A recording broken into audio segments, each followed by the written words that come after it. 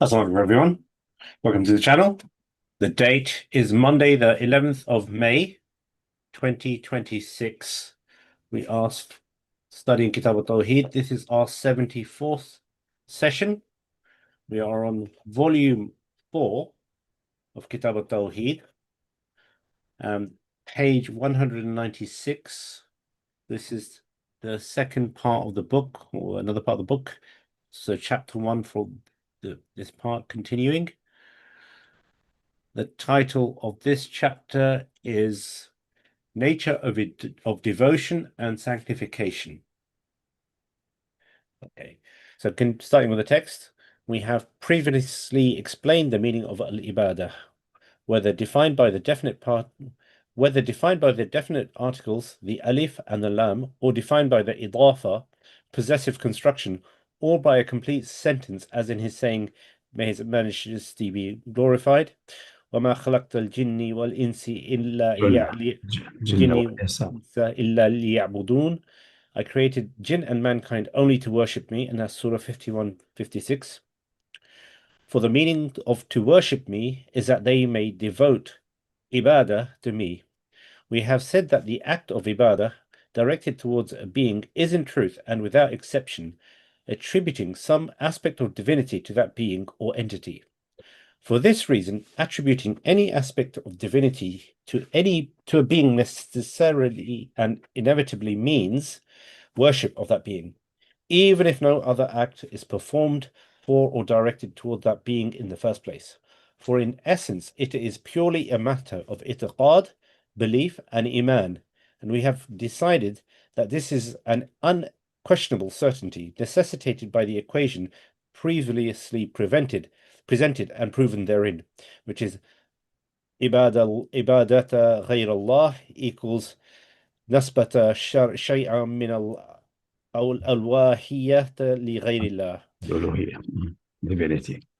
Worshipping other than Allah equals attributing any aspect of divinity to other than Allah. Ultimately, this equation is meaningless and cannot be formulated or proven at all unless the nature of al-uluhiyya, divinity, is first defined, before any discussion of ibadah and its definition. For the concept of divinity precedes the concept of ibadah at the conceptual level of mental existence. Accordingly, divinity must necessarily and undoubtedly precede the ibadah in the order of existence. If there is an ilah at all, that God is by necessity Allah the Almighty, the All-Wise. As for those who deny the existence of Allah, claiming the eternity of the universe and the existence of an eternal, lifeless, blind, deaf, and mute nature, one that knows nothing and is unaware of itself, yet acts and creates by compulsion, this nature, even if it is, according to their claim, necessarily existent, eternal, and pre-eternal, certainly does not possess divinity, and does not even deserve to be called an ilah in the first place. Thereupon, they are obliged to say that ibadah, that is, the beliefs and actions of the servants, which are in fact existent, precedes the existence of God, who is in their view nothing more than a mental myth created by these beliefs and actions, just as the saying of the Wahhabi sect, whose essence is al-ilah wal-ma'bud. The ilah, God, is the one who is worshipped. Thus, humans are the ones who create their gods, according to both the Wahhabis and atheists in the same way. So you just we just refer back to the chapters contained in volume 3, where these issues are analyzed at length. But it's basically you're just showing the internal contradictions with their point of view. Based on that, ibadat, acts of worship, plural of ibadah, worship, are those words and acts directed toward, or devoted to the one who is believed to be a divine being, that is, one in whom some aspects of divinity is believed to exist, especially the words and acts that reveal or express humility, submission, surrender, obedience, reverence, veneration, trust, reliance, or fear and awe, love, intimacy and closeness, or poverty, neediness, and similar statements, through which one seeks from a divine being the attainment of benefit or the removal of harm. Thus, what people refer to as ibadat, acts of worship, and or shara'ir, rituals or monastic rites, are not the essence of ibadah itself, but rather an expression, manifestation, or application of it. We might even go so far as to say that calling any state of the heart, such as uns, intimacy, or any emotion of the soul, such as rahba, awe, or any physical reaction, such as the shivering of the skin, or any specific voluntary human act, such as prostration, worship to a given being, is in fact a figurative expression and a simplified expression of the idea that it derives from or is founded upon true ibadah, which is attributing some form of divinity to that particular being. Hence, it is necessary and inevitably required, taking into consideration all the aforementioned points, that the states of the heart, emotions, and physiological and psychological reactions and voluntary words and actions fall within the scope of the term ibadah, is to be limited only to those devoted to or directed toward one in whom some form of divinity is believed to be or with whom it is associated. And we elaborate further on this by examining a variety of practices that human beings commonly refer to as ibadah, and the intentions and purposes that typically accompany such actions. So we say that the correct definition of al-ibadah is necessarily and inevitably as follows. Al-ibadat are the states of the heart, emotional and psychological reactions, outward and inward words and actions, and specific rituals. In brackets, a ritual refers to a specific combination of actions and utterances arranged in a particular manner, associated with, directed towards, or devoted to one in whom some form of divinity is believed to be, in order to show reverence, veneration, and sanctification for him, or to express submission, humility, and surrender before that being, or to seek closeness to him, intimacy in his presence, and the attainment of his pleasure and love, or to seek his guidance, grace, and bounty, or to seek his help in warding off harm or bringing about benefit, or to avert his wrath, retribution, or punishment, and perhaps even to avoid his evil or harm and similar purposes. It is also as a necessary consequence of all that has been previously established that whoever devotes any form of ibadat, provided that it is correctly defined as such to other than Allah, is necessarily a mushrik and a kafir, for such an act is necessarily and inevitably preceded by a belief that entails shirk and kufr. The actions performed by the mushrik, or what he expresses verbally, are nothing but expressions, manifestations, and applications of that shirk and kufr. They are not the essence of shirk and kufr. Based upon that, it is nothing but an increase in disbelief, just like a nasi, postponement of sacred months, where he, the exalted, says, postponing of the sacred month is only an addition in kufr, unbelief, wherewith those who disbelieve are led astray, violating it 1 year and keeping it sacred another, that they may agree in the number of months that Allah has made sacred, and thus violate what Allah has made sacred. The evil of their doings is made fair seeming to them, and Allah guides not the people who disbelieve. And that is Surah 9:37. Thus, there is no meaning whatsoever to the eager questioning members of the Wahhabi sect. What is the ruling on the one who directs any form of ibadah to other than Allah? This is a question that could only arrive from one of the following. Firstly, those whose thinking is superficial and thus fail to distinguish between al-ibadah, defined by the definite articles, the alif and lam, or defined by idafa, or by a complete sentence, and al-ibadat, the plural of the indefinite noun ibadah, which refers to actions, words, and emotional states that express, manifest, or apply al-ibadah. Secondly, those who believe in the existence of an exclusive list of mere actions, sayings, and emotions that each in itself deserve to be called ibadah. Or lastly, those who assume that al-ibadah can be defined independently of the definition of al-uluhiyah, divinity, As the reader will no doubt be aware, thus far in the present series, each of these phantasms has been dispelled. Hence the reason for this present chapter.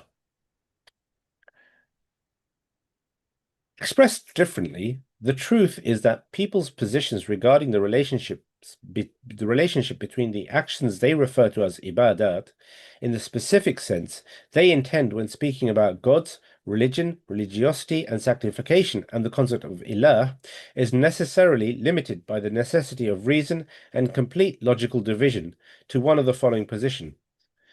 Firstly, that al-uluhiyah has a definition entirely based off the actions and positions of other beings. Based on that, whoever possesses any attribute of divinity is rightly called an ilah.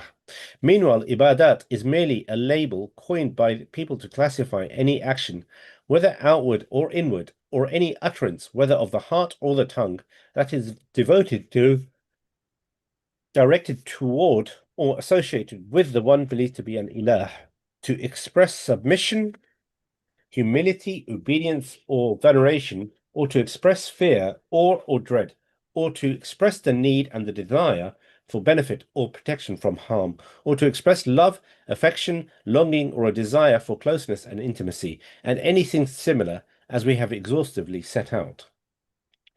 Given the underpinning truthfulness of this, as demonstrated by the definitive proofs we have presented in the preceding chapters of this present series, that it necessarily follows that there exists no statement, whether outward or inward, nor any action, whether visible or hidden. There is no difference between prostration or bowing, standing or bending or sitting or sa'i, and running or slaughtering and offering sacrifices or lighting candles and lighting incense burners, or love and hatred, veneration or will, desire and dread, hope or fear, or calling upon seeking help or refuge, or anything similar, or a ritual composed of any combination of what can be considered or named ibadah in any sense whatsoever, unless it is associated with or directed towards an ilah. But if the same act is associated with or directed towards something in which one does not believe any form of divinity, then it is not ibadah at all, and it is not permissible to call it ibadah under any circumstance. Whoever does so denied the Quran, lied against Allah, and committed a most grievous falsehood. Second, or rather the second position is that certain actions considered purely as actions in themselves are classified as ibadah in and of itself, regardless of the doer's conceptual understanding or personal belief concerning the one to whom the act is devoted, directed toward, or associated with. This in fact is the true essence of the false claim made by the Wahhabi sect. Once their statements are thoroughly analyzed, which are typically characterized by banality, superficiality, incoherence, and ambiguity, as well as a lack of precision. This is notwithstanding their claims, often falling into confusion, contradiction, and a hidden circularity. Naturally, from this position, it is not a surprise to find many who would argue the following, which is set out by way of example rather than express limitation, that the military salute and saluting the flag are shirk kufri, acts born of idolatrous belief that expels one from the fold of Islam, because they imply standing in complete stillness and full humility in a specific manner, even if the person performing them firmly and sincerely believes that the holders of military rank or the flag itself are created, subjugated beings who possess no power over anything. They do not act nor take any decision except by Allah's permission, predestination, and will, and even believe that the flag is nothing but a piece of cloth tied to a pole, possessing neither life, hearing nor sight, and unable of bringing benefit or causing harm. In a similar manner is the saying of those who claim that seeking help from the Prophet ﷺ and his family is shirk akbar, major polytheism. Simply by saying it, regardless of the supplicant's belief concerning the Prophet, even if he firmly believes that the Prophet is a created mortal with no intrinsic power over controlling any benefit or harm. It's from Surah 1049. Nor can he control life, death, or resurrection. Ayah 25:3, except for what Allah has granted and enabled him to do, or that tawaf, circumambulation around the grave of Abdul Qadir Jilani or Ahmad al-Badawi, is considered an act of shirk kufri that expels one from the fold of Islam by the mere act of performing it, as in the mere act of tawaf, simply because it superficially resembles the tawaf around the Kaaba, regardless of the inner belief of the person concerning one or both those individuals. Accordingly, the relationship between the definition of uluhiyah, divinity, and the definition of ibadah, worship, in this second approach is necessarily and inevitably that ibadah is a starting point. It is defined as the performance of such and such acts, whereby a list of specific acts is presented and labeled as ibadah. Thus, the ilah is the one to whom these acts are devoted. In short, al-ilah huwa al-ma'bud, that the God is the one who is worshipped.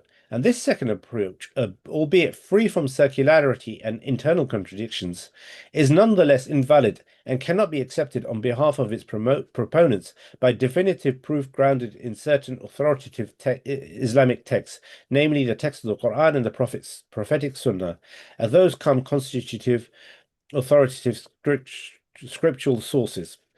Even before that, the necessities of sense, reason, and language establish the opposite with certainty. First and foremost, as we have clarified here in general terms, for the matter has already been settled with rigorous demonstrative precision in favor of the first view or approach to defining ibadat. This can be supported by the following points. To begin, the statement of ilah huwa al-ma'bud, the God is the one who is worshipped, requires that divinity is not one of Allah's attributes, the Almighty and Sanctified, and that he was not an ilah in pre-eternity. Indeed, this is a hideous statement of kufr, and whoever adopts this approach cannot be saved by saying al-ilahu al-ma'bud bihaq. The ilah, God, is rightfully the object of worship, or al-ilah huwa al-mushtahiq lil-ibadah. The ilah, God, is the one deserving or worthy of worship, because these two sayings also require that Allah, may his majesty be glorified, was not an ilah in pre-eternity, and this too is a hideous statement of kufr and entails a questioning the credibility of the Quran. Next, because this second approach is in itself no more than a denial of concrete things, a contradiction of the consensus of rational people with diverse languages, and a rejection of the divine ordering, may he be glorified and exalted, established by placing ibadah as consequent to uluhiyah. This is stated in his saying, the Almighty, وَمَا أَرْسَلْنَا مِن قَبْلِكَ مِن رُسُلٍ إِلَّا نوحي إليه أنه لا إله إلا أنا فاعبدون. We never sent any messenger before you, Muhammad, in brackets, without revealing to him there is no God but me, so worship me. And that's Surah 21:25.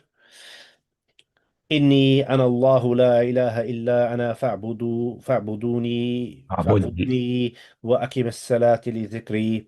I am Allah, there is no God but me, so worship me and keep up the prayer so that you remember me. And that's Surah 20:14. Second, we elaborate on parts of it in detail, particularly concerning many of the actions that the Wahhabi sect falsely and slanderously labeled as ibadat, one by one, here and throughout this present work. Thirdly, including al-ilah, God, deity, into the definition of ibadah, as in saying, for example, al-ibadah is anything that is directed to al-ilah, and at the same time including al-ibadah into the definition of al-ilah, as in saying, for example, al-ilah huwa al-ma'bud. Based upon that, al-ibadah cannot be defined unless al-ilah is defined, and at the same time, al-ilah cannot be defined unless al-ibadah is defined. This is a precedent circular cause that leads to the impossibility of either definition, leaving both terms unknown and undefined. The most that can be attained is al-ibadah hiya al-ibadah. Worshipping is worshipping. A foregone conclusion devoid of meaning and no productive outcome can be expected from it. And likewise, word for word, al-ilah is al-ilah. This form of circular cause can be found though hidden in the words of Ibn Taymiyyah and frequently in the statements of the members of the Wahhabi sect, both hidden and evident. This comes as no surprise, for those people are entirely bankrupt in the branches of science such as linguistics, logic, mathematics, and other rational disciplines. Fourthly, breaking the link between the concept of ilah so that it is an independent definition unrelated to the actions of the servants and the concept of ibadah, in a way that certain actions considered merely as abstract actions are classified as ibadah in themselves. Regardless of the substance of the perception and nature of the belief in its doer, concerning the one to whom the action is devoted or towards whom it is directed or with whom it is associated, exactly as is the case in the second position. This necessarily and inevitably results in the idea that the ibadah of other than Allah will not be viewed as shirk unless that other is considered a divine being.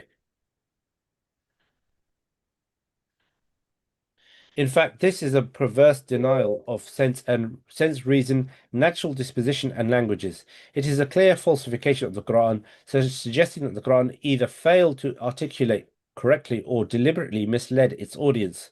For it says, "Worship no one but Allah," implying that it should have been, "Tell them, O Prophet, do not worship an ilah other than Allah. Allah forbid." It is also an outright rejection and denial of the verse below.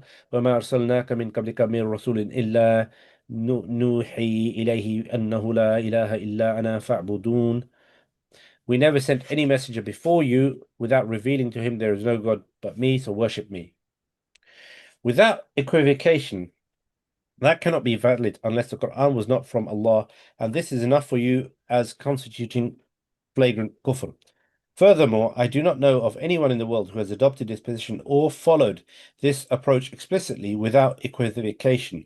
It is only the circular cause, whether hidden or evident, that was mentioned in point 3 above. 1 second, yeah.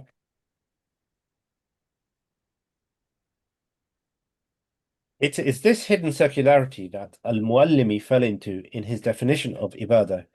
He found himself obliged to classify gods into two categories, while doing his utmost to maintain that ibadah remains one unified concept, for it is necessary to render the ibadah of other than Allah as reprehensible, shirk.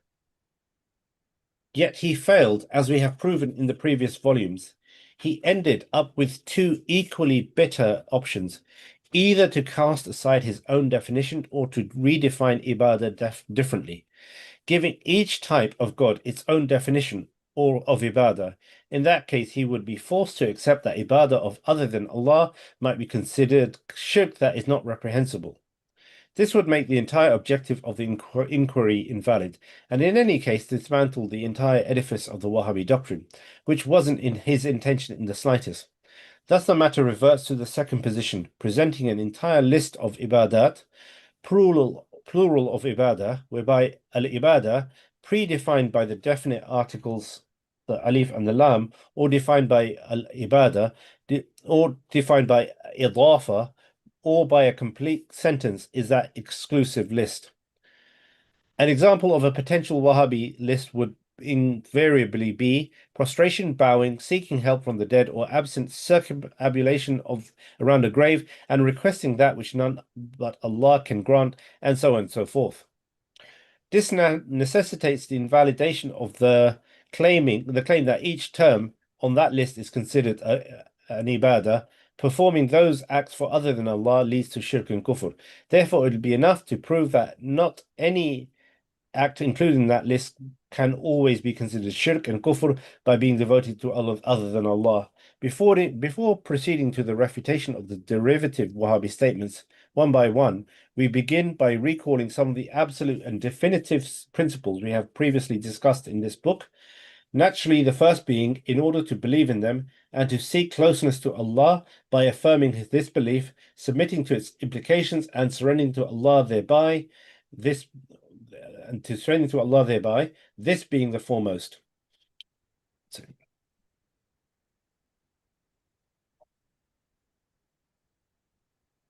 Second, so that they may always be present in the mind.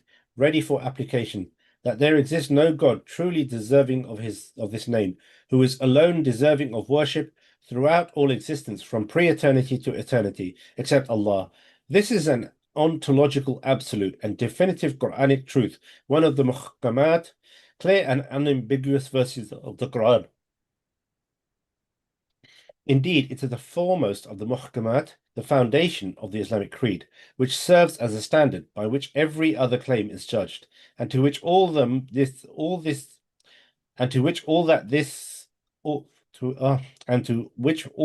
mutashabih, ambiguous verses must be referred. Also that Allah the Exalted, the possessor of lordship, the one of perfect and absolute sovereignty, and the absolute Lord with unrestricted lordship, who forbids what he wills and permits what he wills. Indeed, in earlier times he permitted the marriage of certain close relatives, such as siblings, but later prohibited it. He commanded Abraham alayhi salam and his family to sacrifice his son, then abrogated the command before it was carried out. And so it is. Yet exalted is His Majesty. He is also Al-Haqq Al-Mubin, Al-Quddus As-Salam. He does not command what is intrinsically contradictory in itself, nor what contradicts with His perfection, majesty, beauty, or sanctity. Thus, it is utterly impossible that He would say, "Take another God besides me," i.e., besides Allah, or in other words, deny my testimony that I am alone, and I alone am the one true God, and that there exists no God whatsoever besides me. For exalted is He glorified and sanctified above. For exalted is He glorified and sanctified above such false claims. He is Allah, the ultimate truth. Thus, it is impossible that Allah would command shirk and kufr, and He exalted is His mention has explicitly stated this in the Quran. ولا يرضى لعباده الكفر. He is not pleased by ingratitude in His servants, and that's 39:7. Next verse, He would never command you to take angels and prophets as lords. How could He command you to be disbelievers after you had devoted yourselves to Allah? And that's 380. Allah, glorified and exalted, does not legislate except what He loves and is pleased with. He does not will in terms of irada, sharia diniyah, religious and prescriptive will, except that what He loves and is pleased with, even though very much of what He does not approve of and what angers Him occurs in the world. It does so by His irada takwiniyah qadariyah, creative and decorative will, not against His will, but in accordance with a profound cosmic and preordained wisdom. Moreover, it is utterly impossible that Allah would ever command something deemed as being al-fahisha, that indecent, disgraceful, whereby making it an obligation or a recommended act, neither in any prior Sharia nor in His final blessed Sharia. As He, pleased be His names and exalted, His mentions stated, yet when these people do something disgraceful, they say, "We found our forefathers doing this, and Allah has commanded us to do this."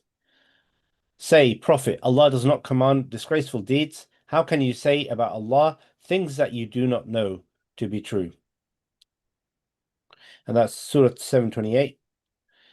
This is an absolute, certain, and eternally truthful statement, and it is inconceivable in reason that anything would contradict it, and one that cannot be abrogated for declarative statements. For declarative statements are not subject to abrogation. That is, Allah does not command disgraceful deeds, not in any earlier times of the cosmos, nor in any possible universe. He, may His Majesty be glorified, also said, "Believers, do not follow in Satan's footsteps. If you do so, he will urge you to indecency and evil. If it were not for Allah's bounties and mercy towards you, not one of you would have attained purity. Allah purifies whoever He wills. Allah is all-hearing, all-seeing." Besides, it is utterly impossible that Allah, the ultimate truth, the King and owner of dominion, would ever command what the impure, defiled, vile corrupter, the accursed Satan, the enemy of Allah, commands, "It is utterly impossible that Allah the Ultimate would make reason and free will the basis of religious duty and then say, 'Take the innocent for the crime of the guilty.' That is to command injustice. Exalted is Allah far above that. All such things and all that falls under the same category of rational and logical impossibilities, or that which contradicts the sanctity of the exalted and sublime station of divinity, can never proceed from Allah. May His Majesty be glorified and His names be sanctified, neither in pre-eternity nor in eternity. That is, not because such acts are in themselves among the intrinsic impossibilities to which divine power does not apply, but rather by virtue of holiness. Holiness is described as absolute purity, freedom from all defects and deficiencies, and rising beyond all disgrace and dishonor. Indeed, the Lord, may He be glorified and exalted, has forbidden such things upon His sacred self, and so they never occur, neither in pre-eternity nor in eternity, as though they were among the irrational and logical impossibilities beyond the scope of divine power, though there is no difference. This concludes this chapter. Okay, so I think if there's anything to explain there, I think sorry, just read it several times if it's difficult to digest the first time. I mean, the second part of the final part of your case was around ordering. Allah wouldn't order something prohibited or kufr. So, I'm not sure if it's in this section, but it said that when Allah ordered them to the angels to make sujood to Adam, that would be an example. It couldn't be possibly a kufr or shirk, so something else. So this refuse that sujood is as such as an action is ibadah. Because virtually ibadah to His other angel to make ibadah to Allah, which is impossible from that respect. Okay. It's very long-winded for to answer the Wahhabis about sujood and all these things, but you have to go to the depth of things so the whole madhab becomes completely, evidently, internally contradictory and stupid and shallow, leaving no arguments on their side, exposing it completely. It survives on circularity. That's the way it survives, which is hidden. Most people do not notice it. But now we come to specific cases, for example, discussing sujood, discussing a few other things as sampled. I think so. It will be discussed now, or it's another chapter. Okay. Next chapter is titled "Prostration in and of itself is not worship," and that's chapter 2, page 208. Yeah. Having clarified the foregoing, we may now proceed to refute the false Wahhabi claim, namely the assertion that sujood, prostration, constitutes an act of worship towards the one to whom it is directed, simply by virtue of the act itself, and irrespective of the belief which the one prostrating has in relation to the one prostrated to. We affirm by the grace and guidance of Allah that there exist definitive proofs established from both the Quran and the Mutawatir Sunnah, the denial of which constitutes kufr and ridda, that Allah Himself commanded the angels to prostrate to the father of mankind, Adam alayhi salam. Thus, based on the crumbling and incoherent Wahhabi premise that sujood, in and of itself, and without any preceding belief, constitutes worship, it would follow absurdly that Allah the Exalted and Transcendent commanded His angels to worship Adam, i.e., in their viewpoint, to take him as an ilah, a god beside or alongside Allah. In other words, they must concede that Allah commanded shirk and kufr. Let the Wahhabis take heed of the absurdities of their adopted line of reasoning. It is likewise established by conclusive and binding evidence from the Quran and the Mutawatir Sunnah that whoever denies it is guilty of outright unbelief, and the family of Ya'qub fell prostrate before Yusuf. Yusuf, upon him and his forefathers be peace, responded with gratitude to Allah, who fulfilled his vision in truth. According to the Wahhabiyya sect, contradictory and invalid view. This would imply that Yusuf thanked Allah for the act of kufr and apostasy committed by his own household in performing an act of major shirk. And indeed, Yaqub alayhi salam was undoubtedly among the prostrators, for he was symbolized by the sun in the vision. By such logic, he would be rendered an apostate, having betrayed the very divine knowledge bestowed upon him. As the Quran says, he knew well what we had taught him, though most people do not know. So, and that's 1268. So wretched indeed is any knowledge whose outcome is shirk and kufr. Whoever speaks in this matter about Allah and His prophets has indeed rendered vain the very basis for their further conversation. That they will swiftly claim the sujood of the angels to Adam was not a prostration of ibadah, worship, nor was that of the family of Yaqub. Rather, it was a prostration of honor. In reply, we would argue, then your assertion that prostration by virtue of being merely a prostratory act is inherently worship, is therefore utterly invalidated. For here, at the very least, is one instance of sujood which is not ibadah. It therefore becomes necessary to clarify when is prostration worship and when it is not. Your position, O Wahhabis, stands refuted in all circumstances. It has been torn apart, unravelled, and collapsed with resounding force, its matter now concluded and nullified. Perhaps you will argue the sujood was to Allah and Adam was merely a qibla for the prostration, just as the Kaaba is. We respond, congratulations of your attribution to Allah of falsehood, ineloquence, and inability to articulate. For he speaks of his angels and those who glorify him with praise, saying, and to him they prostrate, employing the verb of sujood with the preposition li, to, for. He then employs the very same construct in commanding the angels, usjudu li Adam, prostrate to Adam, again with the preposition li. And he commands among countless other examples, so bow down before Allah and worship Him. Fasjudu Allah wa'budu. And that's lillahi. And that's 5362.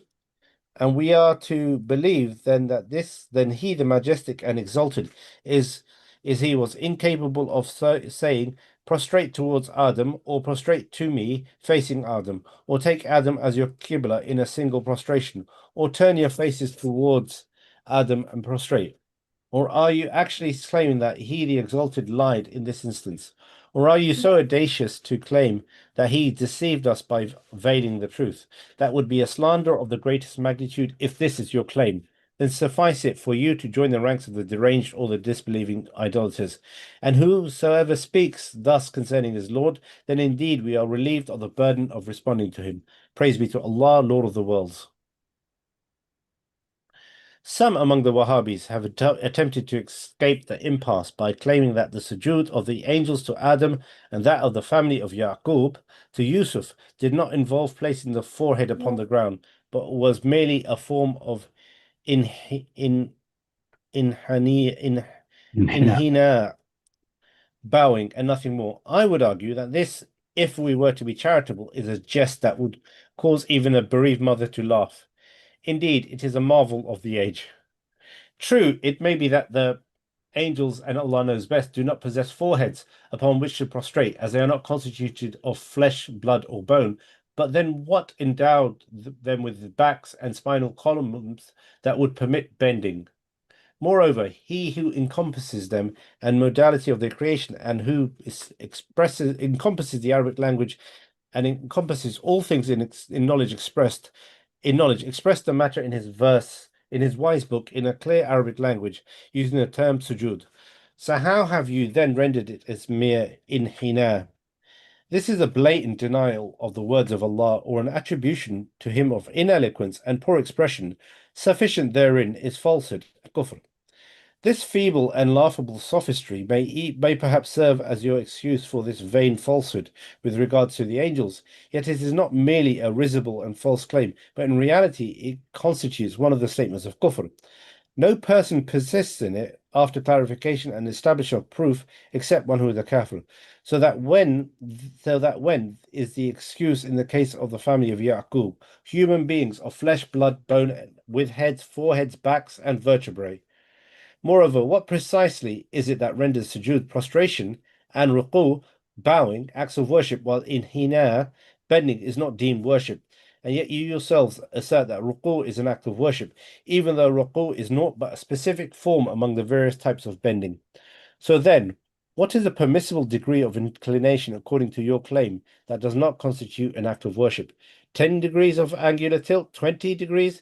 Why then do you not station yourselves beside every Muslim who bends, measuring his angle with a divider or an astrolabe, so as to warn him when he approaches the critical angle, lest he stray from Islam into disbelief? And were you to wax impudent and propose a specific angle at this threshold, we would demand from you both rational and scriptural proof for it, and you will find no path to either ever for eternity. But should you persist in obstinacy and arbitrariness and propose a threshold from your own whims, we would incrementally increase it by an infinitesimal amount, say 1/1000th of a degree, until such bending became ruku', and you would be compelled either to abandon your doctrine regarding ruku', or else to relinquish this vile assertion entirely, or indeed to take your place among the madmen. So, likewise, Mu'adh ibn Jabal, who was among the foremost of the companions and among the most knowledgeable of them in matters of the lawful and the unlawful, and of Islam and Kufr, prostrated before the Prophet ﷺ and his family upon his return from the Levant as an act of reverence and honor. Yet the Prophet ﷺ and his family did not go beyond saying to him, "What is this, O Mu'adh?" Granting for the sake of argument that this constitutes a rebuke and not merely a question. The soundest narration and the most complete in wording is the one that appears in Kashf al-Astar al-Dhawaid al-Bazar. Muhammad bin Bashar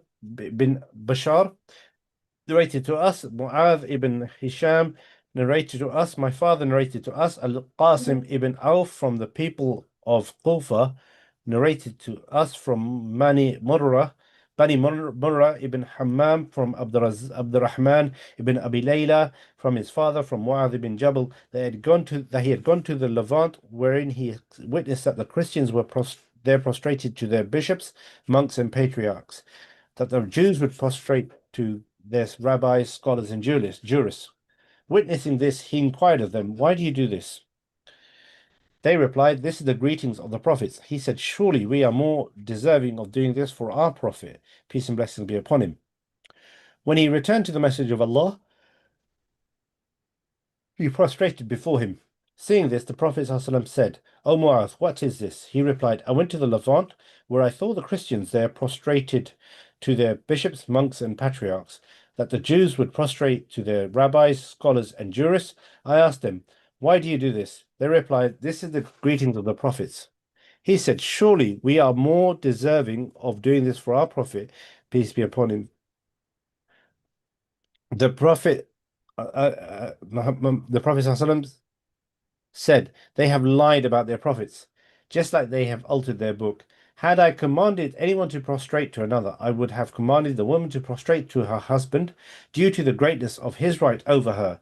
And no woman will surely taste the sweetness of faith until she fulfills the right of her husband, even if he asks for her for himself while she is on the back of a camel's saddle.'"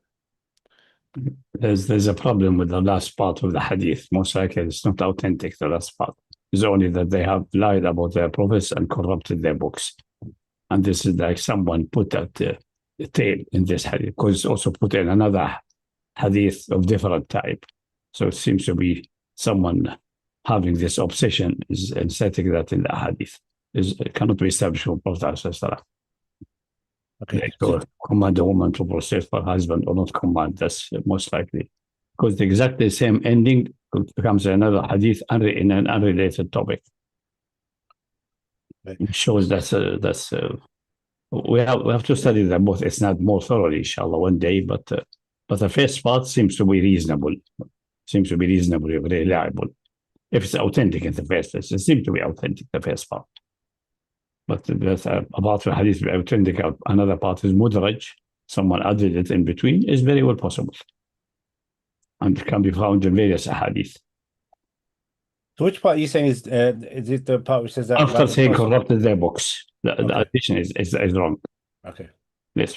So probably going to omit this from the next version of the book. Yeah. We'll clarify that there, inshallah. Okay. Al-Hakim also cites this in his Mustadrak, thereafter commenting, this hadith is sahih upon the condition of the two sheikhs, but they did not record it. Here I would argue at most it would meet the conditions as set by Imam Muslim. A separate study has been undertaken to analyze the alleged or purported semblance of disturbance in the isnad, cited in the Musnad of Ahmad. There is a following in its complete wording. Ali, he is Ibn al-Madini, narrated to us. Mu'adh ibn Hisham narrated to us. My father narrated to me from Al-Qasim ibn Auf, a man from the people of Kufa, one of the Bani Murrah ibn Hammam, from Abdurrahman ibn Abi Layla, from his father, from Mu'adh ibn Jabal. He said, I went to the Levant and saw the Christians. He mentioned the substance of the report, except that he also said, why do you do this? They replied, this used to be the greeting of the prophets before us. Hence I said, surely we are more deserving of doing this for our prophet. Then the Prophet ﷺ said, they have lied about their prophets just as they have distorted their book. Indeed, Allah the Mighty and Sublime has given us something better than that. The greeting of peace, the greeting of the people of paradise. That's the correct one. Allah gave us this one. Someone clipped the last part and put this issue with, if I command anyone, I will command a woman to prostrate for her husband. This is the cleaner way. So we have it here already. I don't know if I have commented about that there or not. Carry on. Let's see. This is supported by the hadith of Mu'adh mentioned above and the hadith of Qais ibn Sa'ad ibn Ubadah and that of Abu Huraira. There are also other transmissions through their isnads, though their isnads may not contain the same level of rigor, narrated from 6 other companions. May Allah be pleased with them all.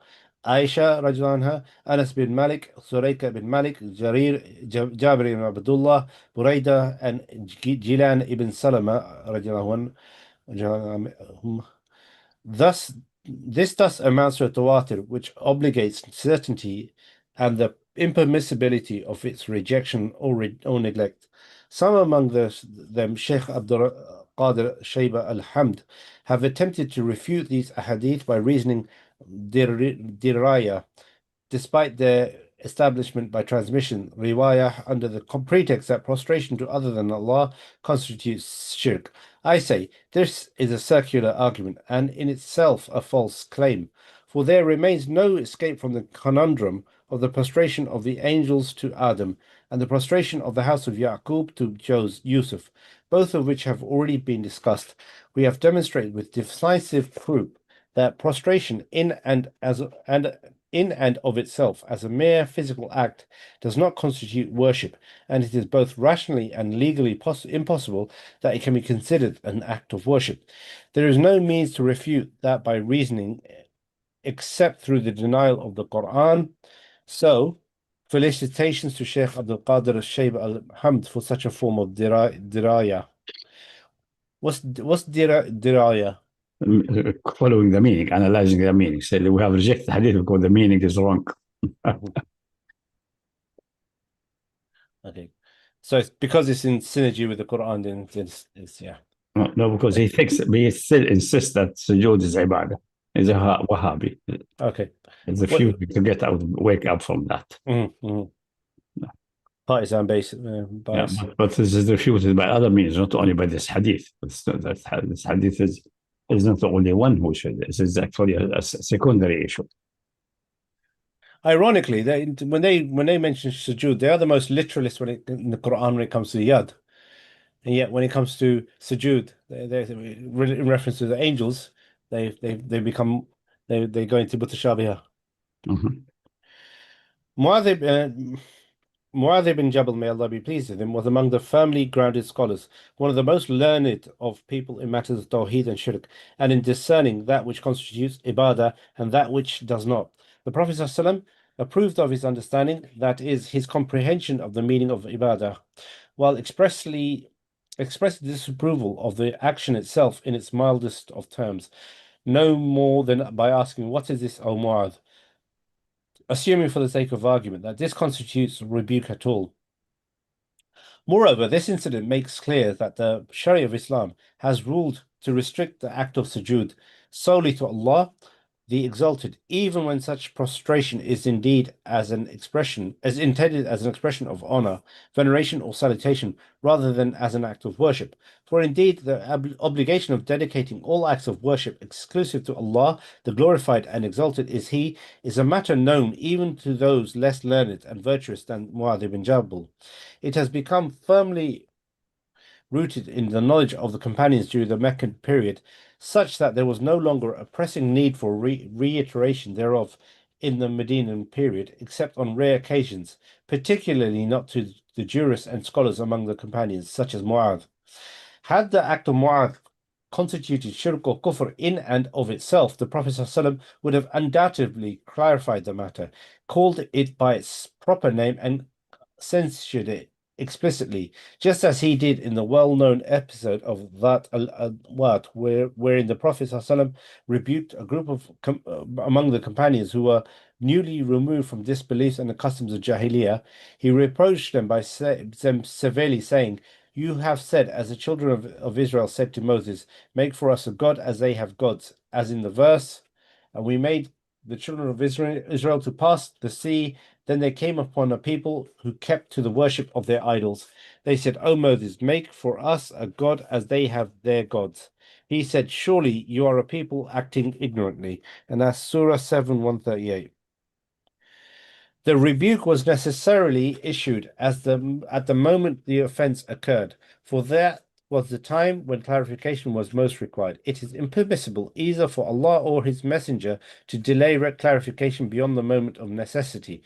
For far be it from Allah, exalted is He, to break His promise, as He states, "Therefore we have recited it." Following its recitation, again upon us devolves the explanation of it. And that is 75, 18 to 19. Upon our examination of the various chains of transmission and verbal formulations of the episode concerning Mu'adh ibn Jabal, may Allah be pleased with him, along with the parallel accounts such as that of Qais ibn Sa'd ibn Ubadah, the prostration of the camel to the Prophet, and the incident involving the Bedouin and others of like nature, in all their various transmissions and narrations, whether Sahih, Da'if, or even Mawdu', we have not encountered a single report in which the Prophet ﷺ described Mu'adh's act as shirk or kufr, nor did he say to him, "You have made me Rabb or Ilah," or "You have worshipped me besides Allah," or "You have set me up as a rival to Allah," or any such statement bearing a similar judicial implication, or even one remotely close to it. And yet the Prophet ﷺ was the most eloquent of Arabs, one who was granted Jawami al-Qalim, whose speech was divinely abridged for clarity and effectiveness. He employed such formulations in many other instances, such as his statement, "Have you made a rival to Allah?" uttered in stern rebuke of the man who had said, what Allah wills and you will, as reported in Adab al-Mufrad by Imam Bukhari with a Sahih Isnad. Abu Na'im narrated to us, he said, Sufyan narrated to us from Al-Ajla, from Yazid ibn Al-Asim, from Ibn Abbas. He said, a man said to the Prophet ﷺ, as what you and Allah will. He replied, "You have made a rival to Allah. It is what Allah alone wills." Nor for that matter did he say sternly, "This is like what the people of Moses said," as per the famous hadith by at-Tirmidhi in his Sunan. Sa'id ibn Abdurrahman al-Makhzumi narrated to us, Sufyan narrated to us from Az-Zuhri, from Sinan ibn Abi Sinan, from Abu Waqid al-Laythi, that the Messenger of Allah ﷺ went out to the battle of Hunain. He passed a tree that was called Dhat and Wat, which belonged to the Mushrikeen, upon which they would hang their weapons. The people asked him to make for them Dhat and Wat, just as they had done, upon which the Messenger of Allah replied, Glory be to Allah. This is like what the people of Moses said.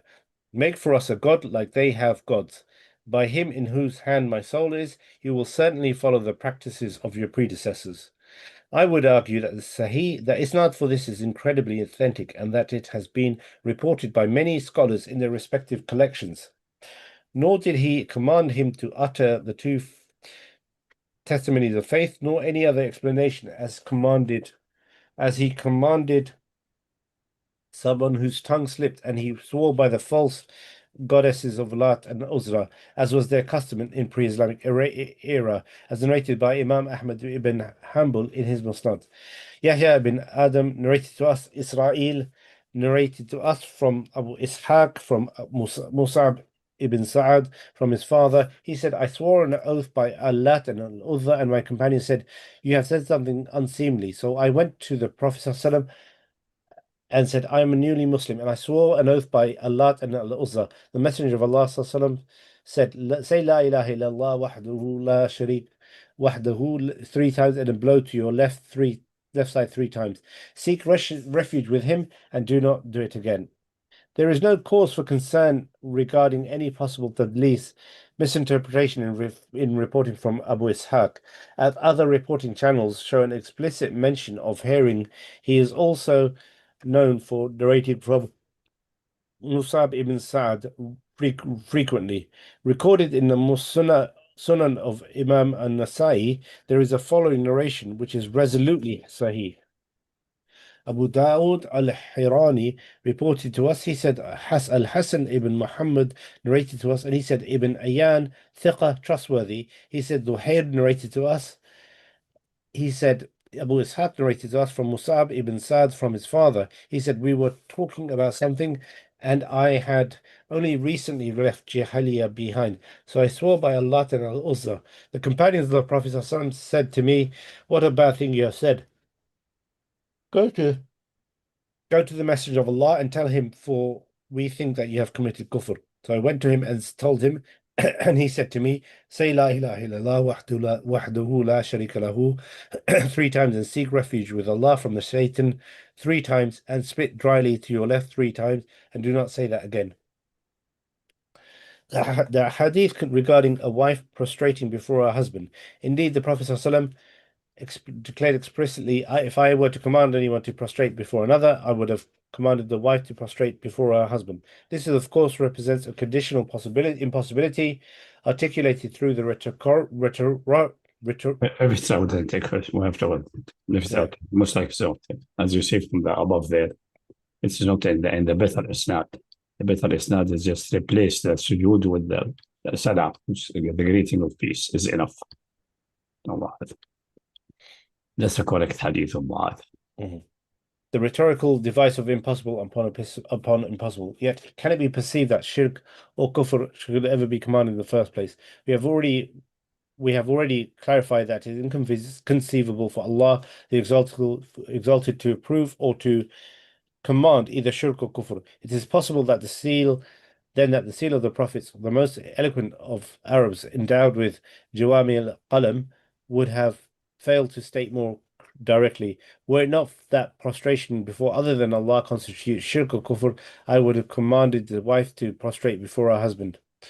Indeed, it is necessary to issue a decisive judgment of falsehood upon the statement of the sect of Wahhabism in general and upon the false and heinous claims made by the so-called Ali al-Halabi, a student of Al-Albani, who stated in his commentary upon the aforementioned narratives regarding Mu'adh, the Prophet ﷺ did not declare him a kafir, rather he explained to him that this was kufr and that no one should prostrate to another. Even if we were to concede hypothetically that Mu'adh did not in fact prostrate, or as some skeptics of this particular aspect of the narration maintain, but merely contemplated the act and asked the Prophet about it, as is reported in another sound transmission, albeit in abbreviated form, in which there is no explicit statement that he actually performed this prostration, nor a clear indication that he only considered it, and asked the report remains as such. As Tabrani records in his Mujam al-Kabir, here abridged but with a sahih isnad. Musa ibn Harun narrated to us, Ahmad ibn Hafs narrated to us. My father narrated to me. Ibrahim ibn Tahman narrated to us from Hajjaj ibn al-Hajjaj from Qatada, from al-Qasim ibn Shaybani, from Zayd ibn Arqam, that Mu'adh said, O Messenger of Allah, have you seen the people of the book prostrating to their bishops and patriarchs? Should we not prostrate to you? He replied, if I were to command anyone to prostrate to anyone, I would command the woman to prostrate to her husband. A woman should fulfill her husband's rights to the point that if he for asked her for herself while riding a camel, she would oblige. That's most likely a broken isnad. Anyway, we'll clean that in the next edition, inshallah. Cinema has also been narrated by way of Qais, may Allah be pleased, Qais ibn Sa'd, may Allah be pleased with him. Yeah, I'll admit this narration because obviously there's a weakness in it. So yeah. So thus, even to concede hypothetically both of these points, and also concede that sujood in and as of itself as a mere physical act constitutes an act of worship, and that its performance for other than Allah amounts to shirk, as some claim. This would not have been hidden from Mu'adh ibn Jabal, who on the day of resurrection is counted among the leaders of the learned. Nor would it have occurred to him to pose such a question to the Prophet. The same applies to Qais ibn Sa'd, though not equal to Mu'adh in knowledge, he was comparable in length of companionship and precedence in support of Islam.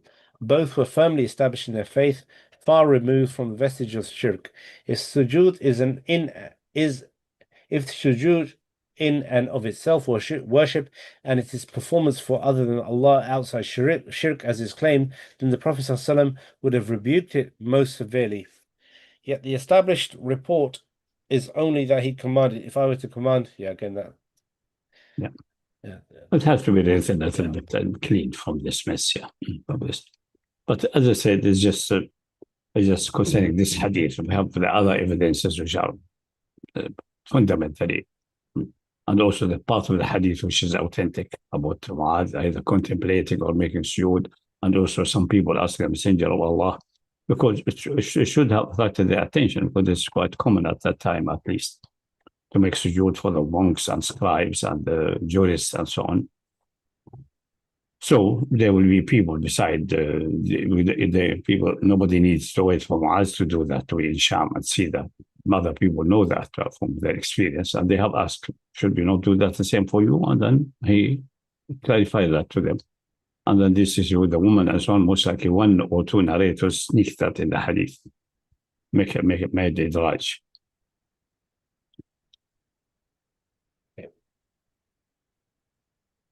So Ibn Kathir in his tafsir states that this prostration before others was permissible in their religious laws. When they greeted a person, they would prostrate to him. This remained permissible from the time of Adam alayhi until the legislation of Isa alayhi. In this religious dispensation, that of Muhammad, however, it was prohibited, and prostration was made exclusive to the divine majesty, exalted be he. Is that Ibn Kathir saying that? Or? Yes, Ibn Kathir in his tafsir upon the verse, and they fell concluding down. All of these things, The Imam thus makes clear that it had been permitted, yet he does not state that it was ever transformed into shirk or kufr as is alleged. Rather, in his view, within our religious law, it is haram, akin to theft or fornication, which are not in themselves shirk or kufr, except in the case of one who denies their prohibition or declares them as lawful, in which case unbelief arises from such denial or legitimization, not from the mere performance of the act. Moreover, a number of jurists have disputed even the categorical nature of the prohibition, some holding it to amount only to karaha, disapproval. Disapproval. The return of Al-Muallimi. Before leaving this chapter, it is necessary to address a striking problem found in the sayings of Abdurrahman ibn Yahya al-Muallimi. Namely, Ibn Hajar al-Haytami in his Al-Ilam biqawati al-Islam reports Al-Idh ibn Abd salam found it problematic to distinguish between sujood before a sanam and the case where a child prostrates to his father in veneration without thereby falling onto disbelief. For just as sujood before one's father may be intended as an act of drawing nearer to Allah, so too may prostration before a sanam be intended, as Allah exalted is He, said, we only worship them because they bring us nearer to Allah. It cannot then be claimed that Allah legislated this in respect to scholars and fathers, but not in respect to asnam. Al-Qarafi in his Qawaid observed that Al-Iz found this matter highly problematic and gave it great weight. Al-Zarkhasi and others transmitted the same difficulty without providing a resolution. It may be answered, however, that the Father is the one whom He revealed. The law has commanded to be venerated, and in previous dispensations, prostration before one's father was legislated. And in the verse, and they fell down before him in prostration, thus there was a mitigating pretext preventing the act from constituting disbelief. Al-Muallimi himself comments, this contains a degree of inattention, for the verse does not in fact speak of sujood before the father, but rather of the prostration of Yusuf's brothers and his parents before him. Admittedly, one might infer the permissibility of sujood before the father by qiyas analogy, and it has also been mentioned with regard to prostration before a scholar that this is established for his kind in previous dispensations, namely in the prostration of the angels before Adam. Here I would argue that inherently, that's in position. Here I would argue inherently that there is no problem at all in our doctrine, which we have established with certain evidence. Because prostrating to an idol is ibadah, that actions including the phrase, we worship them. And this is inevitably preceded by a belief in some form of divinity in or related to the idol itself, as we detailed in the discussion of such matters previously. The aspect of uluhiyah, divinity, which the one undertaking the prostration believed to exist in the sanam idol, and in the case of this particular verse, is the belief that the supposed divine being whom the sanam represented was the Son of God. Exalted and sanctified is our Lord above that. For the complete context says, the scripture is sent down from Allah, the Mighty, the Wise. It is He who sent down the scripture to you, Prophet, with the truth. So worship Allah with your total devotion. True devotion is due to Allah alone. And as for those who can't choose other protectors beside Him, saying we only worship them because they bring us nearer to Allah, Allah Himself will judge between them regarding their differences. Allah does not guide any ungrateful liar. Allah could have chosen any of His creation He willed for offspring, but He is far above this. He is the One, the Almighty. That's Surah 39:14. Verses 1 to 4. The truth is that the statement of the scholars of the madhab that sujood to one's parents and the likes does not constitute ridda, apostasy, must be understood in the sense that sujood occurs from one who does not perform it as an act of religion, nor claims that it brings about a hidden or unseen benefit. Rather, he prostrates under the influence of a natural or customary inclination, or for a worldly purpose, such as one who prostrates before a ruler in order to seek his appointment or to secure wealth from him, or the like. Such a case bears no semblance to the sujood of the mushrikeen before their deities, as is evidence. However, should one prostrate to one's parents in a manner of religious devotion, seeking thereby an unseen benefit, then this is merely the practice of the mushrikeen. Whereupon the editor hastened to annotate on the same page, that's your comment, it was set forth in the definition of ibadah that prostration to an idol does not necessitate the seeking of a hidden, unseen benefit, even if one were to prostrate out of sheer obstinacy or in hope of a worldly reward, such worldly gain, such as being promised a great sum of money in return for prostrating before an idol. The act would still entail ridda, apostasy. Likewise, we should should one prostrate in jest or mockery, this too would render him an apostate, and the jurists affirm ridda on these grounds, as is explicitly stated in the text. It appears that the author does not consider the act of prostration per se, but rather directs attention to the object of prostration. Thus, he distinguishes between the idol, to whose worshippers it is customary to seek by it some hidden, unseen benefit, and the earthly king, to whom the benefit is not habitually directed with the intention of such unseen benefit. Accordingly, he stipulates that apostasy occurs when one prostrates to the king with the intent of seeking an unseen benefit, but he does not make this a condition in the case of a prostration to an idol.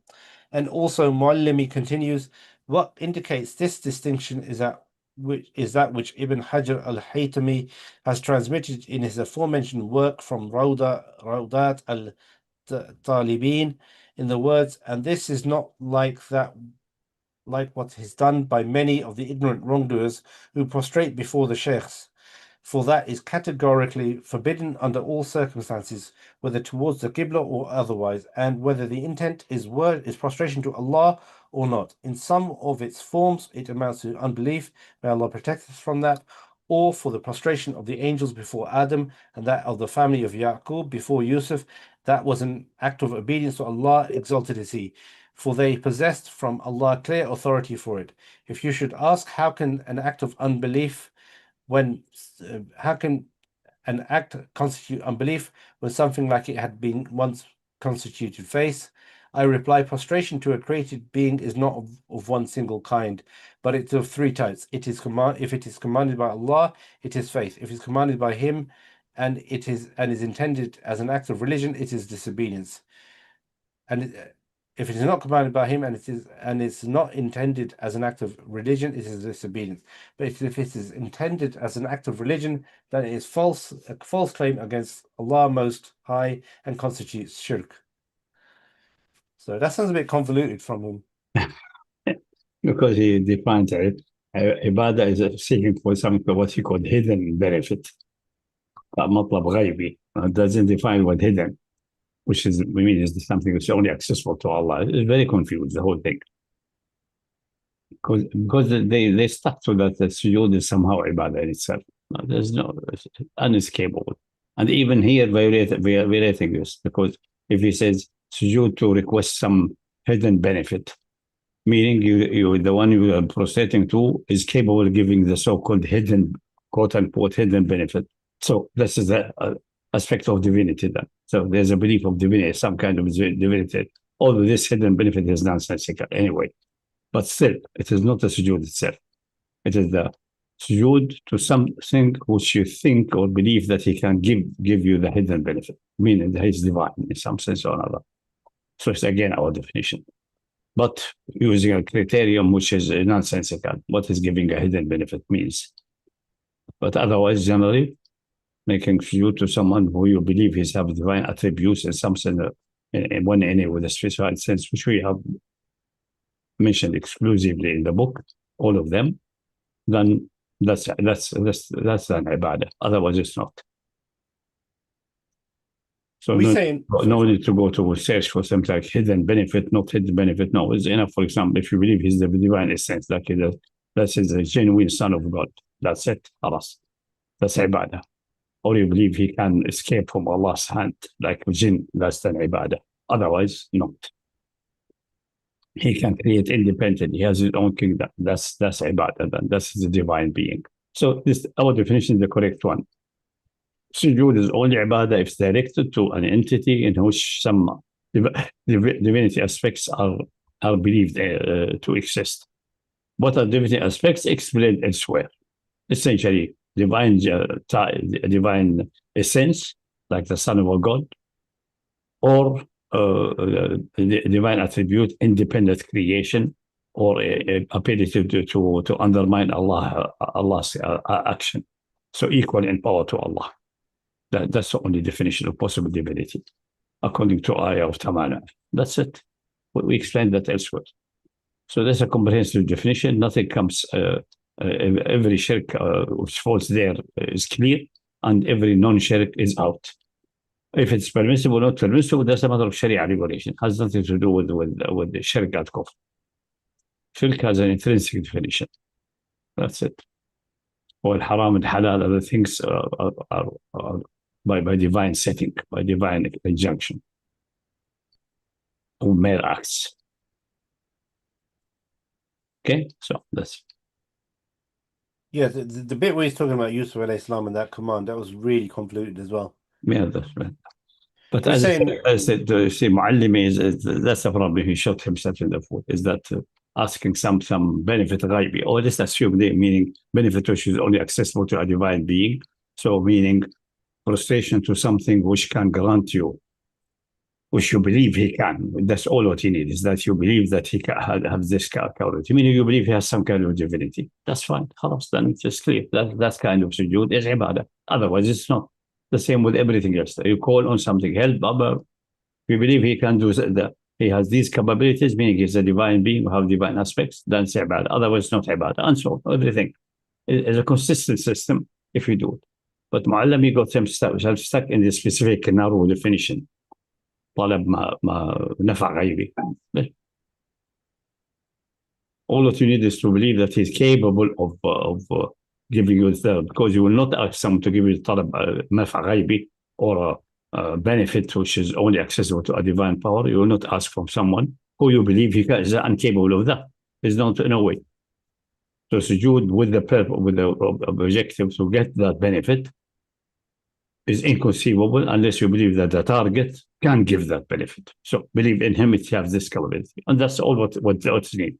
And once you have that belief in that entity, that's the shirk belief, and the sujood become then, because it's directed toward a divine entity or something perceived to be a divine entity, is an act of shirk. That's it. It's ibadah then. we're saying, it's very simple. It's fundamentally simple. And no need to go waver so far away and go back and forth. The book of Mu'allimi about al-Ibadah is about 600 pages. Was he before Abdul Wahab or after? No, he's just recent. I remember seeing him at my grandfather's khalwa in the Haram, in the Holy Mosque in Mecca. I think I know. Because I was once there as a small child, not very small, but I can still distinguish. And he was talking to someone, and then said, the Sheikh is from Yemen, he's very distinguished. And so I think he's called, even I remember maybe Mu'allimi, introduced to Mu'allimi, he addressing someone else. I'm just sitting there, nobody bothering about my presence or thinking very much about me being there. So I think I have seen him. But he died in the 60s. So he's contemporaneous to me, at least. I think I have seen him. A relatively smaller man, relatively slim and so on, like most Yemeni. Not tall. I'm sure he was small. I don't remember his face. If I see a picture, I can't say it's this one only. But I remember the general situation. This is Mu'allimi. No, it's just recent. Now, hardly 250 years back. Yeah, we're 2030 roughly now. 1930, 1830. Yeah. That's 200 years, and then 250 at least, more than that. Almost 3 centuries back is Ibn Abdul Wahab. He died 2.5 centuries back, Ibn Abdul Wahab. Almost 200 centuries back, his death. Mu'allim is only half a century back, his death. I think late 60s, or early 70s, he's gone. Okay, continuing. We say in reply, have you not observed the extent of confusion and perplexity arising from the ignorance of the true nature of the asnam, the idols, and from ignorance of the fact that uluhiyah, divinity, possesses a conceptual priority over ibadah and exists independently of it, such that ibadah is in essence directed only towards an ilah. Let us concede for the sake of argument that prostration to one's parents merely as an act of expression of reverence is a sin. The question remains, is the statement of Al-Muallimi, and if it is intended as tadayyun, religious devotion, then it is a falsehood against Allah, exalted is He, and constitutes shirk, valid and precise? It appears that the tadayyun he intends the qarab, seeking nearness, and Zulfa, access to Allah, as indicated in the Quranic verse. This, however, admits of several possible meanings. Firstly, that the one to whom prostration is directed by his very being and his own action brings one nearer to Allah as a beneficence and as gratitude for the prostrator's veneration through the act of prostration. This may be in what the prostrator believes, whether by supplicating on his behalf in this world or by interceding for him on the Day of Judgment, should intercession be permitted. This would constitute tawassul, intercessionary mediation, and is conceivable only for one who believes in the permissibility of prostration in the first place. The matter in this case is a question of permissibility or prohibition, a juristic inquiry with no relation to iman or kufr. Some remarks touching upon this were mentioned previously, though not with comprehensive treatment.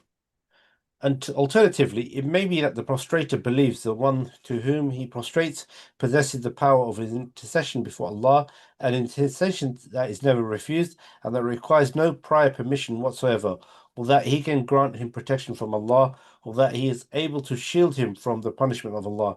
It makes no difference here whether he believes this because the one prostrated to possesses an exalted divine lineage, such as being the prevalent belief among the idol worshippers, or because he attributes to him a power parallel to that of Allah, even in some matters such that Allah must accommodate him and avoid confrontation with him, or due to any justification one might propose. In such a case, the prostrated to has been made a deity alongside Allah. The prostration is then of necessity worship of him. The prostrator is thus a mushrik and kafir. This is without doubt the very condition of the mushrikeen who prostrated to asnam. Secondly, the prostration itself, that is, the act of the one prostrating, is what draws one nearer to Allah, just like other righteous deeds, beloved and accepted by him. This presumes that he believes prostration to be recommended or obligatory, A, by virtue of an actual proof, or under the influence of a mistaken proof, such as the prostration of the angels of before Adam, then excellent, though at most it would be deemed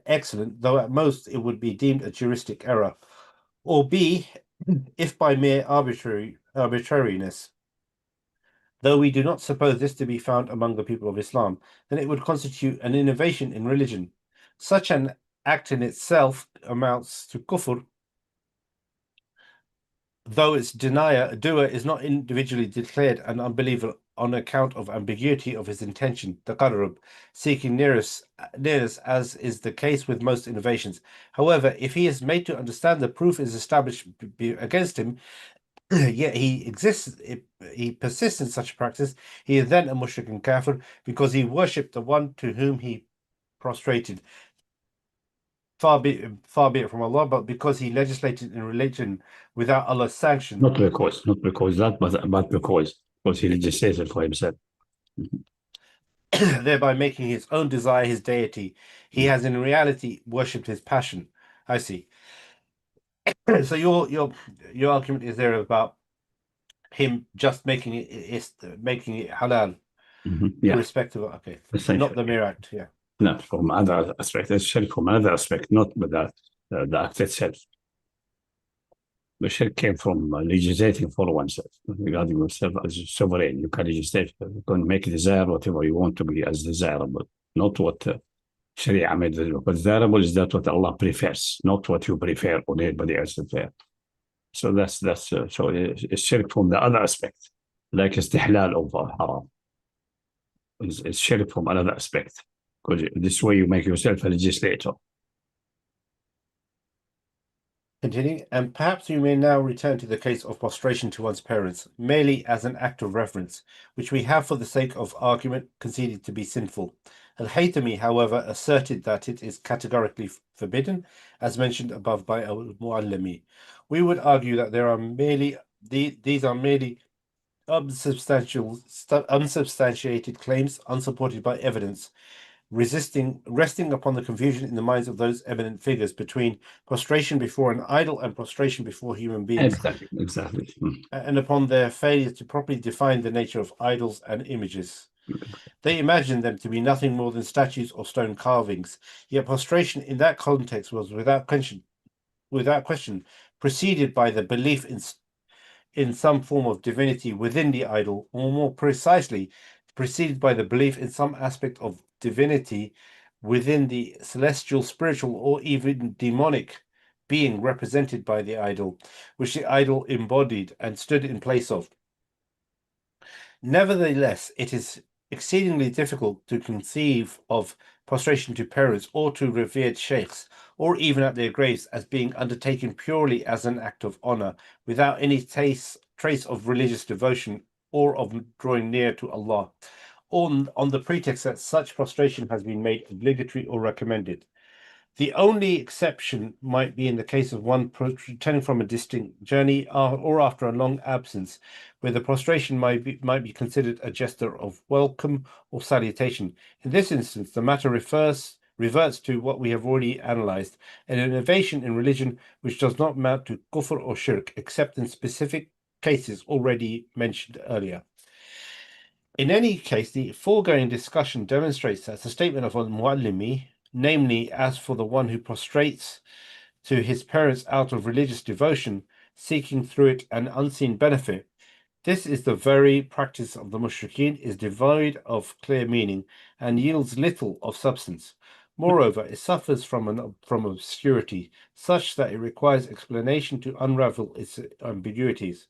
What indeed is the meaning of out of the Because dayyun? Muallimi thinks that asking for a hidden benefit is ibadah by itself. Asking for a hidden benefit, independent from whom you're asking that, which is nonsensical. The same thing, like sujood is ibadah by itself, independent of what is the belief or the mental image you have in your mind for the one or the entity you're prostrating to. It's the same problem. He could not get himself from that. There's something called ibadah independent from any definition of divinity. So his statement goes back to essentially the same Wahhabi disease. He could not solve the problem. All what he's trying to make the meaning of ibadah precise by saying it's asking for hidden benefit, which is not precise because we don't know what hidden benefit means. We could say hidden benefit is benefit which only a divine being can give. But the mere asking itself is for him ibadah, which is in that case, if we define hidden benefit only what a divine being can give, then it makes sense because asking this can be only conceived from someone who is having this capability. But he doesn't attribute it to, he ran away from attributing it to the belief in the entity rather than just the mere asking. The same like the mere sujood. So he's still wavering, right and left. It will never succeed, this approach. It's clearly will take a contradiction. It's a circular, either goes into circularity or into contradiction. Yeah, what indeed is the meaning of out of Tadayyun, religious devotion? It is inconceivable that such an expression could arise from reflection upon the Quran, which Allah revealed in a clear Arabic tongue and made supremely easy for remembrance. Moreover, Al-Muallimi has contradicted himself, as was observed by the editor of Adhar al-Sheikh, who noted in a marginal annotation the quote previously mentioned. The page in question confirms the editor's understanding, particularly in his statement, or it may be deemed as though he was seeking if the customary meaning of the act is that it was performed in order to attain an unseen benefit. For indeed, it is recorded elsewhere in Adhar al-Sheikh al-Muallimi, this is from the book, the precise formulation of this definition of ibadah is to say it is voluntary submission by which an unseen benefit is sought. His words, submission, khundu, include both that which occurs by way of obedience and that which occurs by way of reverence. His words voluntary exclude compulsion and the like, as will be detailed in the section on excuses, God willing. His words by which is sought mean of such a nature that is categorical characteristically employed for that end. Thus, it includes cases where the one submitting is actually a seeker, in that he holds a belief or a supposition or even a possibility that such submission is a means of, say, obtaining an unseen benefit. Or it may be deemed as though he was seeking if the customary meaning of the act is that it is performed in order to obtain an unseen benefit, as in the case of prostration before an idol, even if the one submitting performs it out of obstinacy, as was the case with Pharaoh and his people, or out of fear of harm that does not reach the level of compulsion, as mentioned earlier in the Risala concerning those who expose themselves to the risk of being compelled to unbelief because they shrank from undertaking the migration, which would have meant abandoning their homes, wealth, and families, or out of flattery, which is even more reprehensible than the foregoing. This is indicated by the words of Allah, is exalted is He, as He has already revealed to you, believers, in the scripture. If you hear people denying and ridiculing God's revelation, do not sit with them unless they start to talk of other things, or else you will become like them. God will gather all the hypocrites and disbelievers together into hell. That's for 140. Or it may be out of desire for some worldly benefit, as in the case of one who is promised a great sum of money in return for prostrating before an idol, and this is more reprehensible than case of fear, or out of mockery and jest, as is indicated by the verse concerning compulsion, as mentioned earlier in the Risala, and the jurists affirm apostasy on such grounds. His words benefit are intended in the inclusive sense that encompasses the removal of harm. His words unseen ghaibi have already been explained. This is then the definition of ibadah in the abstract. If the intention is to define the worship of Allah, exalted is He, then there is to be added with divine authority, bisultan. And if the intention is to define worship of other than Him, then there is to be added without divine authority, bighayri sultan. An act therefore constitutes worship of other than Allah, exalted is He, while its doer is excused. Hence, he is not to be judged as a mushrik, as will be explained, God willing. Okay, so that's from Muallimi. Okay, so this is you commenting on that. The statement of Al-Muallimi, or it may be deemed as though he were seeking if the customary meaning of the act is that it is performed in order to obtain an unseen benefit, is nothing but an attempt to evade speaking of the one prostrated to, or to phrase it more precisely, the belief of the one prostrating concerning the one to whom he prostrates. For a discussion would inevitably demolish all For such a discussion would inevitably demolish all that he has built. After long exertion and production of more than 600 pages, in order to arrive at a definition of ibadah limited solely to an act and its intention and devoid of any reference to the attributes of the one worshipped. He knew well that to admit this would necessarily lead to circularity and the invalidity of the definition, something which he himself had pointed out at the beginning of his book. As for his statement, and the jurist affirms apostasy thereby, I do not know whether this is firmly established ijma of the entire community of Islam, or the position of the majority of the jurists, excluding a minority. For the overwhelming majority of jurists followed Umar ibn al-Khattab in affirming the continuous of stoning, even though he himself, in the well-known narration concerning a Saqifa, responded to those who said, we do not find stoning in the Book of Allah, with a reply which, upon fair reflection, must be taken as a testimony to the abrogation of stoning. So I'm not sure what you're getting to there. Well, I'm not sure what you meant there. Is that all my statement? Yeah. Read it again. For the overwhelm, so I do not know whether there is a firmly established ijma of the entire community of Islam, or the position of the majority of the jurists, excluding a minority. For the overwhelming majority of jurists followed Umar al-Khattab in confirming. Okay. This is just give an example that the majority could be wrong also. That could be wrong. Like, for example, the majority of scholars, almost barely anyone, except few people at the time Umar, who were rejecting the stoning because it's abrogated by the Quran. If you do it properly, if you analyze it properly, definitely abrogated. But they followed Umar's mistake, and this become almost well-established point of view everywhere. Although it's the wrong one, manifestly wrong by the Quran itself, provided you do the analysis correctly. So the majority is not an argument. If it's consensus, you could say it's inconceivable that such an error is committed by everyone up to the last one. Yeah, there's just an issue about the majority of scholars is not enough to establish something as a part of Sharia with confidence. But in the favor of that, but doesn't make it certain.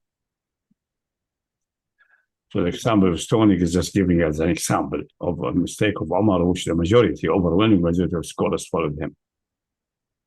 But clearly some people descended at his time. He's answering to them. So they exist there. And they're objecting to that. Good? Now let us consider the example of a Muslim who was asked to prostrate before an idol in return for a vast sum of money. The prostrator did not seek an unseen benefit, whatever definition one may give to that odious phrase, but rather sought present and immediate wealth. He does not believe in the divinity of the idol at all, but considered it to be nothing more than a stone statue. Indeed, perhaps he even laughs inwardly at the foolish custodians of the idol who offered him such immense wealth. What then is the reality of his kufr and shirk, if indeed we concede that he's a mushrik and kafir? The truth is that such a person may fall under one of the following conditions. Firstly, he knows and acknowledges that a prostration to the idol is in itself an act of kufr, except in cases where a valid impediment of takfir applies. He also knows that the pursuit of great wealth is not among the impediments to takfir. In such a case, he is indifferent to committing an act of kufr, and thus is among those who have extended their breast to kufr. Yet the reality in this case is that the prostrator did not in fact worship the idol at all, nor did he take it as a deity besides Allah. Rather, he legislated for himself and made his own desire his deity. Secondly, he knows and acknowledges that the prostration to the idol is in itself an act of kufr, except in cases where a valid impediment to takfir applies. Yet he interprets such that acquiring such great wealth will benefit the Muslims, for instance, by enabling him to purchase arms for them, or to hire criminal bands from among the enemy for assassination and acts of sabotage in the abode of war. Indeed, he believes this to be even more beneficial to the Muslim than the spy in the land of war, who is permitted to simulate unbelief, including prostration to idols. Third, he does not acknowledge that prostration to the idol is in itself an act of kufr because of his extreme adherence to irja, that he does not declare kufr on the basis of actions but only of belief. He scorns the idol and its worshippers, mocking them and deceiving them. Lastly, he is ignorant of the ruling, illiterate or newly entered into Islam. Accordingly, the juris ruling of Ridda in such a case, without qualification or differentiation, cannot be accepted. And far be it from Allah that the community should have unanimously agreed upon an unexamined position, for it may prove to be invalid, or at least some of its particulars invalid, as only becomes apparent after precision and careful clarification. Previously, the matter of a person prostrating to Isa alayhi salam was discussed within the framework of our examination and refutation of the definition of ibadah given by Sheikh al-Muallimi. Let the reader do it, refer to it again. In any case, prostration in itself is not ibadah of the one to whom it is directed, and therefore does not constitute shirk or kufr. Yet it is without doubt kufr, shirk and ibadah of the one prostrated to, if the prostrator attributes to him any aspect of divinity, uluhiyah. It may also amount to shirk and kufr for other reasons, such that it becomes worship of one's desire or worship of the one who commanded that prostration. If the prostrator believes that such a commander possesses the right of absolute obedience, that is, he ascribes to him some aspect of hakimiyah. This constitutes shirk and kufr if the commander is other than Allah. But if the prostrator believes that the commander is Allah himself, then it is the worship of Allah. Such worship is praiseworthy and accepted if it is supported by direct evidence or by a semblance of evidence relied upon by the prostrator. It is worship of Allah but innovated, bid'ah, if the prostrator has no evidence at all. And innovation may usually come through obstinacy and stubbornness, reach the level of kufr, so that the prostrator becomes either a worshipper of his own desire or he is a blind follower, a worshipper of the one who gave him such a legal opinion, having taken him as Lord beside Allah. In both cases, the act of worship is nullified, for the worship of Allah is rendered void by shirk. And that ends this chapter. So there are many cases, there are many sub-categories. It's not as loose as these people think, because they don't analyze properly.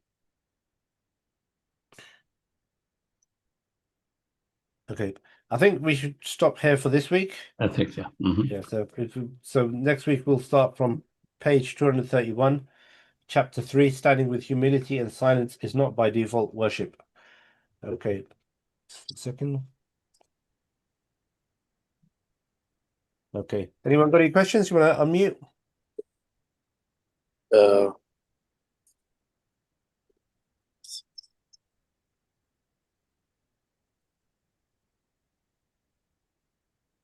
let me just check. Anyone want to ask anything? Hello? Assalamu alaikum. Assalamu. Wallah, we couldn't find enough questions this week. Maybe another time. Okay, no problem. Just read it again if something is not clear. Read it several times and analyze and compare. Yeah. That's it. I've got sometimes we explain something in various ways, and then it becomes, because over explanation something become dark. Sometimes just a one explanation is more than enough. But we try to explain it in various forms, so each one can have a share of it. Exactly. So read it again, you will see that's really self-explanatory. Because there's some hidden circularity and some hidden twisted things in the mind, not dividing things. Hello, I would like to ask what this call is about. I'm new here. So this is a Kitab Al-Tawheed. We're going through you have to start from the beginning then and then catch up later. So no, don't ask any question. You'll be just okay. Can I write notes in notebook? Oh yeah. Okay, thank you. Yeah. Salam alaikum. Yeah, just get the PDFs from the one available as PDF and read them one after one. Yeah, good. You have good founding. Start with good founding, solid foundation, inshallah. Salam, can you hear me? Yeah. Very quiet though. Could bring it closer. Yeah, is that better? Is that better? Can you hear me better now? I can hear you. Yeah, it's clear. Alhamdulillah. Sorry, just a quick question regarding this Umar bin Khattab about the had punishment. I didn't understand the argument. I know this is an example that was given. No, it's an example for that even the majority of scholars, overwhelming, is following Umar in that Rajm is not mansukh. Yeah? That's correct, yeah, because they say that. But if we see the order of revelation, how to treat women who commit adultery, they will be locked away for life. That's number one. Then this was abrogated by the ayat al-Rajm, according to the testimony of many of Sahaba, including Umar himself, that it was an ayah. And Ubay ibn Ka'b said it was an ayah, it was in Ahzab and so on. That was abrogated. Then the ayah was lifted away. When ayah is lifted, both wording and hukum are removed. And then the last ayah is the one of the following 100 lashes. That's concludes everything before that. So everything. Oh, no, I understood all this point. My question is that how do they justify this? Was my opinion as well, by the way. Ask them. Ask me. Ask them. They just follow Umar. Umar said it in a member, and they regarded Umar as somehow receiving wahi, subconsciously. Ask yourself, what's the justification? Because they don't go to the Quran and follow the step by step. Ustad, the crux of the argument is that regime cannot be halved for the slave girl. Is that correct? That's what this is accessible. No, but the beginning, start with the beginning. Go for it. Yeah. Those commit fahisha from your woman, lock them away in the home. That's obviously your wives and so on. This is the one who show is had. It doesn't mention wives or not wives. It could be even daughters. Okay, so locked away for life until Allah brings another ruling. Until they die, or Allah gives another ruling. So hinting that there will be some another ruling. Then, for reasons related to the Jews and forcing them to admit that they changed the Sharia and so on, the hukum of rajm came for a limited time, but also to clear the society, because zina was widespread in Arabia, was standard almost, like in Western society now. Not as loose as that, although some tribes were very loose, extremely loose, but not Croatian, so it's more stuck up. Okay, so this ruling came with the stoning for those who have muhsan, with this agreement to what's muhsan or muhsan, the one who previously married or the one who are now married. There's a disagreement between scholars, but in with that, and one who was never married, definitely only lashes, and also sending in outside his own city for a year, taghrib, like nafi, taghrib, expiration, or sending in exodus for a year. That was valid for some time. But then this ayatul rajm was in the Quran by witness of Umar in the hadith itself, when he said, some people say we don't see the rajm Kitab Allah. Then he said it wasn't Kitab Allah. If it were allowed for me to rewrite it again, I will write it again with my own hand, but I cannot. It has been abrogated. And Ubay ibn Ka'b and many other Sahaba testify for that it was abrogated. So it's got away from Kitab Allah. Normally, if an ayah is lifted but in word, then the hukum is also lifted. That's the normal situation. So the hukum should return back to looking away for 10 for life, or until another ruling comes. So you should wait now. Now, after that, the flogging ruling came for Zani and Zani. No difference between Muhsan, non-Muhsan, nothing, all equal. And then a further clarification in the surah is what Barhat said just now. Further clarification in the surah is saying that for the muhsanat of the one who are bondswoman, the bondswoman, not free woman, but muhsanat, they are married, it should be half this punishment. So if we say muhsanat means the one who are married, yeah, from the slave woman, you can give your slave woman, instead of enjoying her yourself for yourself, you have the right for that. You give that right up, and then it's transferred to a husband. Then it will be half of the punishment. But stoning, they say themselves, stoning cannot be divided. So it should be, instead of 100 lashes, 50 lashes. So they committed a contradiction. And they did not notice it either also. Yeah, so this shows that the claim that rajm is still persisting is wrong. So just a few questions, just to make sure I understood. I heard everything what you said. What about, this order? No one disagrees with this order in terms of the Quranic. It must be like this. That must be like this. Historically, that must be like, because first of all, that was the ayah of Nisa was revealed. We don't know if it's ever applied or not. Yeah. Okay. That's number one. Then the story of stoning is clearly narrated by Tawatur, and he argued with the Jews, and then asked them, is that what you find in the book of Allah? He said, yes. Then he forced them to bring the Deuteronomy, most likely, and Abdullah ibn Islam said, look, it is there. And they said, okay, because we have no kingdom, we have no power to execute that, so we agreed on something, a compromise. Like, that was like, but the Jews who did that, obviously the one who has fortification in Medina, this should be until Bani Qurayza is still there. So it must be the 4th year until toward the end of the 5th year. Because after that, there were no Jews. That makes sense. Yeah. There was no Jews in Medina with their own independent entity. They were in Khaybar and later. But in Medina, that's the only one available until the other Jews remaining in Medina, either they're Muslims or living as scattered citizens, not as a fortification, and they cannot apply any punishment anyway. Okay? And then we have the story of Ma'iz and the story of the Juhaniya. Really, the Juhaniya must be earlier, because she came and admitted to her that she committed this zina. And she's pregnant. She said, no, you go until you give birth. She gave birth. And then she came back, said, he is this here. Said, we cannot stone her until who will wean him, who will breastfeed him. So he sent her back, and after 2 years, she come back. And then he said, who will care for the child?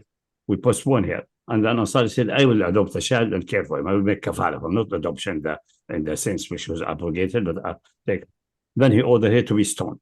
She insisted on the admission until she stoned. And Khalid stoned her and swore at her. Now, Khalid embraced Islam in the 8th year. Yeah? Yes. So the stoning was in the 8th or the 9th or the 10th. The execution of stoning. The ruling was established before that. So at the years, so that must have all have been well before Surah An-Nur has been revealed. Surah An-Nur is revealed all later, 9th and 10th year, early 10th, most likely 9th year. So this, the order is clear from the all corroborating evidence to the Quran. There's no escape from that. But even if the order is not clear, it doesn't matter. It doesn't matter, because the ayat al-rajm, by admission of by tawatur, was in the Quran, was lifted by Umar saying that on the pulpit, and the other, and nobody contradicting him in the prison, because he could not say it was in the Quran, that he would have written it if I would allow to do that, and nobody objected. No, it was not in the Quran. You are mistaken. That's no way we'll let that pass. So that's what has happened. The one of the flogging is definitely after that. So finish, game over. So I'm going to ask a question that sounds really silly, because, but just bear with me. So so one is the punishment being applied after this by Prophet ﷺ. Was there any punishment? No punishment after that. The last one I record is Ma'iz and the Juhaniya, and the one who committed zina with the wife of his master, the servant. Okay, and in the time of the Sahabas, was there? It doesn't matter the time of Sahaba. Stop here then. Now we are transgressing the limit. After that, the people were objecting to Umar, because there was some stoning at the time of Sahaba, yes. Because Umar, in his argument, as Umar is saying, we have stoned and the Messenger of Allah stoned. Yeah, that's true. Nobody is denying that. It's established by Tawatur. But after Surah An-Nur, 100 and 100, in the life of the Prophet, there was no other clarification. So Surah An-Nur sealed that. Surah An-Nur has sealed that. It's one of the last surahs of the Quran. So from Usuli angle then, Khalas, and the Prophet died on that situation. no, is in their hand. I'm not. I'm just trying to make sure it's firmly understood from different angles. That's what the purpose Yeah. is. So what's the angle after that? I don't have no disagreement. My issue is that I'm now trying to see from Usuli angle, because when I studied this point in 2016 or something, the argument was that Nasik Mansuk, not this ahkam, was that look, you can have Quranic when it's abrogated, then it can be in the Quran with another replacement. It might be not in the Quran, but the hukum is, or the hukum is gone, as well as the ayah. So I never, got anything for saying that. Look, but what's their argument? No, structure the argument properly. That's not a structural argument. No, that's the principal point about Nasik Mansuk, saying that look, either the Quran will give a new ruling, so the ayah will be recited because it's still in the Quran, and the new ruling is there, yeah, it's a different ayah, or the ruling is abrogated, the ayah is abrogated, yeah, and the ruling is abrogated, or the ruling is, the ayah is abrogated, but the ruling is still there, and that was the point that was made. That's all of this is exist. The ayah is abrogated and the wording is abrogated, then the ruling is gone. That's clear. Yeah. Yeah. Okay. and the ayah there, but the ruling is abrogated. That shows that it can be done only by another ayah, cannot be done by sunnah. No, I totally agree.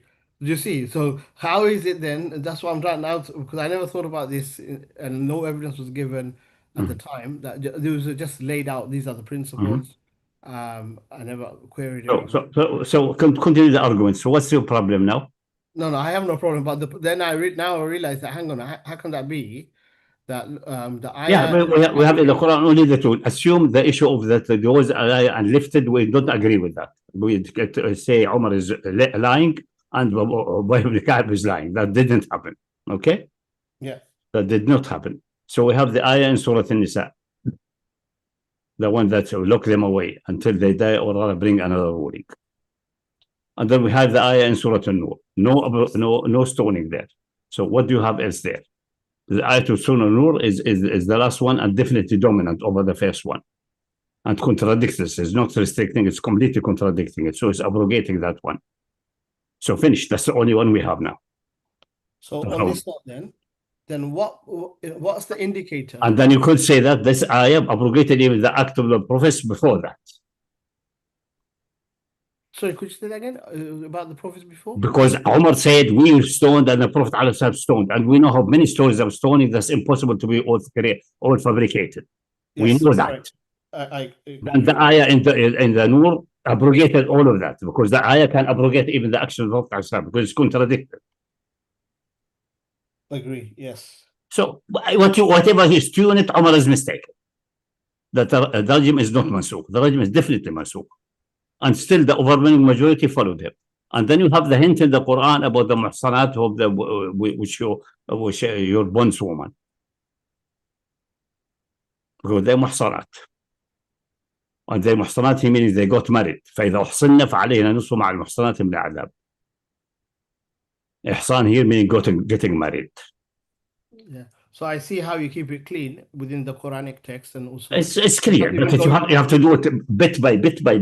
That's correct, because then because there's no point, not even necessary to go to the hadith about half. No, it's not necessary, but it can be woven in consistently without any problem. So if I remember correctly, once in one tafsir, I think about sometime last year, you were saying about an incident where I think someone asked on the Q&A, actually, I remember now. But then we have also the problem which Ali faced. It's narrated now with two independent channels, completely independent channels, about Sharahi al-Hamdaniya, that she committed and admitted, insisted the admission until she, because if one admits that, and that even for execution, he says, no, I was wrong, I did not admit it, he would be, the execution will not be fulfilled. Okay, so leave this point. Sharahia, or it's her name, she admitted that. And then Ali, the two independent narration, completely independent, except Ali ibn Talib is at the end of the nation. All the two chains are completely independent, and they seem to be good. He flogged her first day 100, and the next day he stoned her. Say, I flogged her by the book of Allah, and I stoned her according to the Sunnah of Messenger of Allah, which testified that the Prophet did have some stoning. The problem with Ali, despite he's obviously one of the best in judiciary, is still having a mistake, because it's not conceivable that for the same crime, the same act, there will be two different punishments. The Americans have this in double jeopardy. Yeah. So still, with the mind of Ali, he did not. He was not able to see the point, which is okay. It's no problem. Yeah, no, that's true. But Allah has putting postmark here and here to tell you neither Umar nor Ali is infallible. That's what Allah is putting. Yeah, no, without because when you look at that's it. That's ghaibi. We reveal the next. We are protecting it by all kind of protection. Yeah. That if you follow it in the correct way, you will end by necessity ending that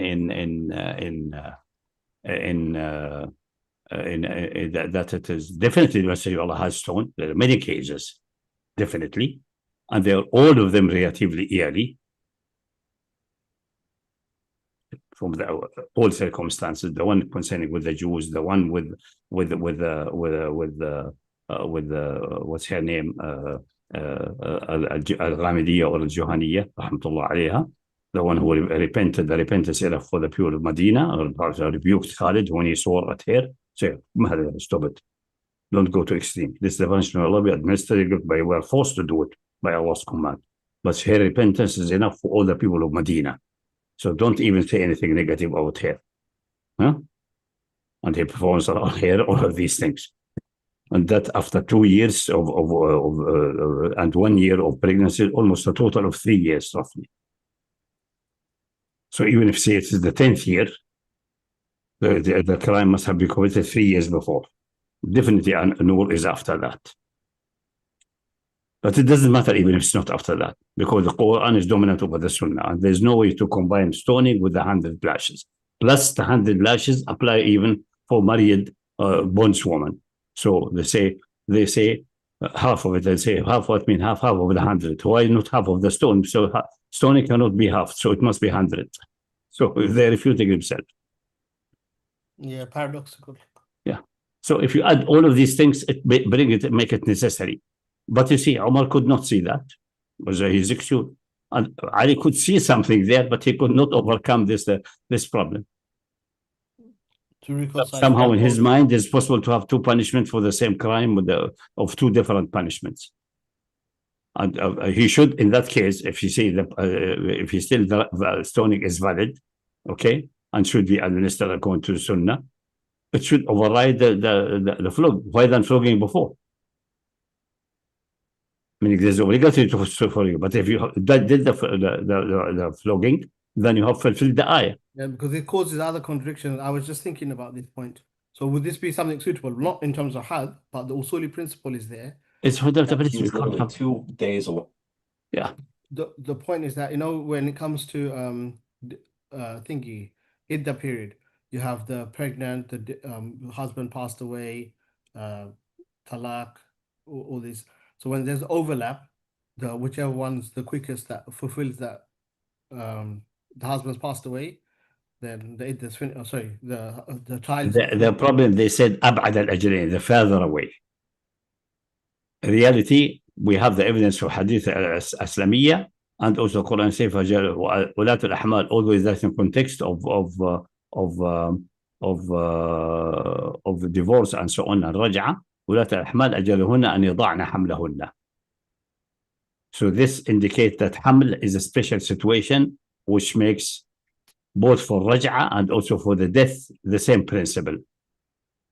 Is an overriding one. The Quran make the pregnancy is overriding for the other considerations. It seems to be from the Quran, plus the hadith of al-Subay'a al-Islamiyya. Okay. Together make it that not about al-Jalain, it is the end of the pregnancy. Not only Subay'a, we have another hadith also, but let's give for Subay'a al-Islamiyya and the Quran. Say ajaluhunna an. Yes, ajaluhunna is there, the ajal for idda and all these things. You see that, etc. That's in the context of talaq and raj'a. But it gives the general principle that the ajal for the who are pregnant is the ajal for only for this context. Yeah, to start with, yes, that's the ajal for that. But regarding a general ajal for everything related to abstaining from getting married, we can generalize it. Because ajaluhunna, does it seem to be intrinsically for women, is pregnancy. So end of the pregnancy, short or long, is the ajal. So you cannot say if she's pregnant, yeah, and in the early pregnancy, but pregnancy is well established, that she is out of the idda of the death idda for 4 months and 10 days out. No, she has to continue until giving birth. Yeah.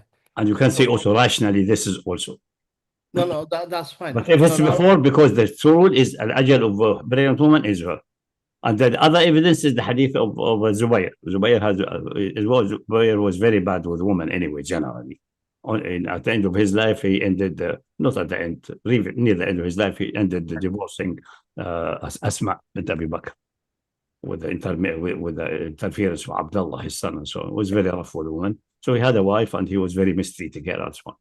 And then one day, she felt the labor feeling, so initiated a controversy with him disputed with him, and he became so angry that he divorced her, and he went to the market and so on. And she was feeling that the birth is almost imminent, and there must be a very tough woman which only gets her back. When he came back, he regretted in the market, losing that, most like she's a beautiful one. And came back, say, I raja'tuki, and he was want to go to ring witnesses, most likely also for raja', because raja' has to be witnessed. Anyway, but leaving these fine points. She said, you can't. I already given birth. There's the baby here. So he went to the Rasul, said, she cheated me out of myself. She have cheated me. The messenger said, you divorce your wife and she get out of the iddah and she give birth and say, she cheated you, we have no wife. Go. You should have thought about that before that. And especially she's highly pregnant, obviously, because she's about to give birth. So it's not hidden from him. And you cannot control yourself. No wife. Go, get lost. So we have other evidences for that. So that's the letter of Ajal. Sorry, this is really good. But anyway, as my point was that, so your point is that this is not suitable to show that it's the contradiction in usul, because this issue of talaq is from the wording and the type of ruling is restricted to this. That principle I can't extend to the punishment, because the punishment one. No, here we are not having a punishment. Here you have. Oh no! I'm saying, I was saying my point was from this example was. No, this is the rational contradiction. Rationally different. Yeah. Yeah. Okay. Yeah. That's fine. There's no contradiction. To combine the situation, they argued she would do iddah for the longer of the two.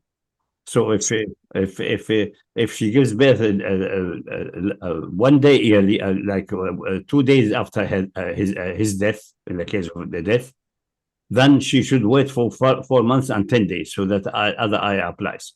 But the other application is suspended for this specific case by the statement of the Quran, فَأَجَلْهُنَّ, and not all the hadith. The hadith would not have suspended that. But you could have restricted it, actually. But by the ayah say ajalhunna, so we say ajal is also general. If ajal for everything which you are moving how to wait to conclude a new marriage, including a death waiting period. So both applying both there.